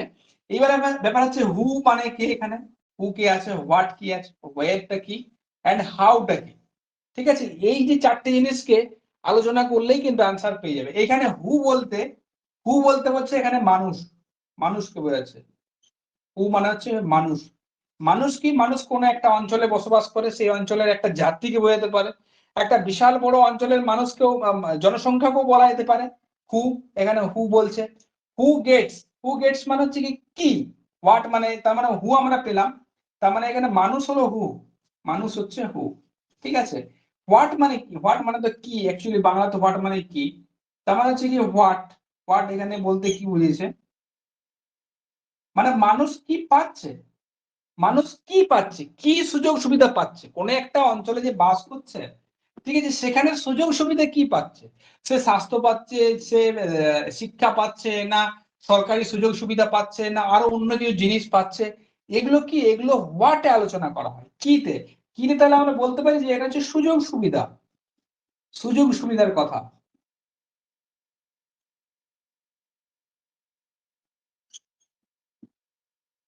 পরেরটা আছে দেখো, ওয়ের। ওয়ের মানে হচ্ছে গিয়ে এই যে মানুষটা, এই যে মানুষটা সুযোগ সুবিধা পাচ্ছে, মানুষটা যে সুযোগ সুবিধাটা পাচ্ছে সেটা কোথায় পাচ্ছে? ঠিক আছে, কোন দেশে পাচ্ছে বা কোন স্থান। তার মানে এখানে ওয়ের বলতে কি, দেশ বা স্থানকে বোঝানো হয়েছে, দেশ বা স্থানকে বোঝানো হয়েছে। ওয়ের বলতে দেশ বা স্থানকে বোঝানো হয়েছে। এখন লাস্ট হচ্ছে কি এন্ড হাউ। হাউ মানে হচ্ছে কিভাবে, তোমরা অবশ্যই জানো হাউ। তা হাউ মানে হচ্ছে কি, হাউ মানে কিভাবে। তা কিভাবে কি পাচ্ছে, কিভাবে মানে হচ্ছে মানুষ কোন একটা দেশে আছে, সে সুযোগ সুবিধাগুলো যেগুলো পাচ্ছে সেগুলো কিভাবে পাচ্ছে, সেগুলো ঠিকঠাক ওয়েতে পাচ্ছে, ঠিকঠাক ভাবে পাচ্ছে, না ঠিকঠাক ভাবে পাচ্ছে না। যদি ঠিকঠাক ভাবে পাচ্ছে না সেক্ষেত্রে আলাদা ব্যবস্থা নেওয়া যাবে। যদি ঠিকঠাক ভাবে যদি পাচ্ছে, তাহলে সেক্ষেত্রে আর কিছু করার নেই, দেখতে হবে সে যদি আরো ভালোভাবে পায় সেটাকে তখন পর্যবেক্ষণ করতে হবে। তার মানে হাউ মানে হচ্ছে কিভাবে, মানুষ সেই অঞ্চলটাতে কিভাবে বসবাস করছে, কিভাবে জীবিকা নির্বাহ করছে, এবং কিভাবে ওইখানে সুযোগ সুবিধাগুলোর সাথে অ্যাডপ্ট করে বা সেইখানে সুযোগ সুবিধাগুলোর সাথে ওই দেশের বা স্থানের সুযোগ সুবিধাগুলোর সাথে কিভাবে সম্পর্কে জড়িয়ে মানুষ সেখানে জীবন জীবিকা তোমার হচ্ছে গিয়ে অতিবাহিত করছে, বা সেখানে কিভাবে সে বিলংস করছে বা সে কিভাবে বেঁচে থাকছে। এটাই হচ্ছে কি তোমার যে পুরো কনসেপ্টটা, who gets what, where and how. ঠিক আছে, এটাই হচ্ছে ওয়েলফেয়ার জিওগ্রাফি। ওয়েলফেয়ার জিওগ্রাফি তার কিছুই নাই, যেটা হচ্ছে কি তোমার এখানে জাতিভেদ, দারিদ্রতা, স্বাস্থ্য, শিক্ষা, এই সমস্ত ব্যাপারগুলো নিয়ে আলোচনা করা হয়। এবং এখানে যে মানুষ কোন একটা অঞ্চলে আছে সেই অঞ্চলটাতে কি সুযোগ সুবিধা পাচ্ছে এবং সেই সুযোগ সুবিধাগুলো কিভাবে পাচ্ছে, সেই সুযোগ সুবিধাগুলো কিভাবে পাচ্ছে, সেই সমস্ত ব্যাপারগুলো কিন্তু ওয়েলফেয়ার জিওগ্রাফিতে টোটালি কিন্তু আলোচনা করা হচ্ছে। ঠিক আছে, তো এটা গেল তোমার কল্যাণমূলক ভূগোল। তাহলে এখানে বিষয়বস্তু যদি বিষয়বস্তু বলি, যে এগুলো তো গেল আমি বোঝালাম, তাহলে যদি বলি যে কল্যাণমূলক ভূগোলের কিছু বিষয়বস্তু কি, না মন দিয়ে শুনে নাও একবার। না, এক নাম্বার হচ্ছে গিয়ে, না এখানে বর্ণনা করা হয় সামাজিক শ্রেণীগুলি কি অবস্থায় আছে। তার মানে কোনো একটা দেশ বা কোনো একটা স্থানে সেখানের যে সামাজিক যে শ্রেণীগুলো আছে সেগুলো কিভাবে তারা বসবাস করছে। দু নম্বরে কি আলোচনা করা হবে ওয়েলফেয়ার জিওগ্রাফি, না 2 নম্বরে আলোচনা করা হচ্ছে যে এখানে মানুষের জীবনযাত্রার মান, বলো না যেমন আমেরিকাতে জীবনযাত্রার মান অনেক উন্নত। ঠিক আছে, আবার আফ্রিকান যে সমস্ত কিছু কিছু কান্ট্রি আছে, নর্থ আফ্রিকান বলো, সেগুলো হচ্ছে কি তোমার কিছু কিছু জায়গাতে হচ্ছে কি তোমার কিছু কিছু জায়গাতে তারা হচ্ছে অপুষ্টিতে ভোগে, ম্যাল নিউট্রিশনে ভোগে। ঠিক আছে, এই সমস্ত ব্যাপারগুলো কিন্তু হচ্ছে। তার মানে জীবনযাত্রার যে মানটা সেটা বিভিন্ন স্পেস বা হচ্ছে কি দেশের বা তোমার টাইমের এটা হচ্ছে কি দেশ ভিত্তিতে বা স্থান ভিত্তিতে কিন্তু পাল্টে পাল্টে যাচ্ছে। এটা একটা গেল। 3 নাম্বার হচ্ছে গিয়ে সামাজিক সমস্যাগুলি খুঁজে বার করা। তার মানে হচ্ছে গিয়ে সামাজিক শ্রেণীগুলি কি অবস্থায় আছে সেটা তো প্রথমেই জানলাম, এবং তাদের যে সমস্যাগুলো আছে সেই সমস্যাগুলোকে খুঁজে বার করা বা আইডেন্টিফাই করা এবং সেই সমস্যাগুলি সমাধানের ব্যবস্থা করা। ব্যাপারটা বুঝতে পারছো কি হচ্ছে? সেই সমস্যাগুলি সমাধানের কিন্তু ব্যবস্থা করতে হবে। এটা গেল হচ্ছে কি তোমার 3 নাম্বার। 4 নাম্বার হচ্ছে কি এখানে ওয়েলফেয়ার জিওগ্রাফিতে, ঠিক আছে, ওয়েলফেয়ার জিওগ্রাফিতে এখানে মানুষের যে অগ্রাধিকার, ঠিক আছে, যে এখানে মানুষকে আগে রাখা হয়েছে, মানে মানুষকে এখানে ফ্রন্ট লাইনে রাখা হয়েছে, ঠিক আছে, মানুষকে ফ্রন্ট লাইনে রাখা হয়েছে।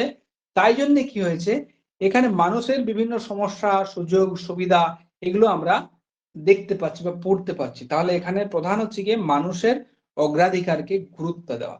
তার মানে দেখো এখানে বিষয়বস্তু গেল মেন 4টে যে বিষয়বস্তু, সেই 4টে বিষয়বস্তুকে আমরা বলতে পারি যে এই বিষয়বস্তুগুলোর উপর কল্যাণমূলক ভূগোল একটা গুরুত্বপূর্ণ ভূমিকা কিন্তু পালন করে থাকে। ঠিক আছে, তো এটা গেল তোমার কল্যাণমূলক ভূগোল। এই পর্যন্ত ক্লিয়ার হয়েছে তো? কল্যাণমূলক ভূগোল অব্দি ক্লিয়ার হয়েছে?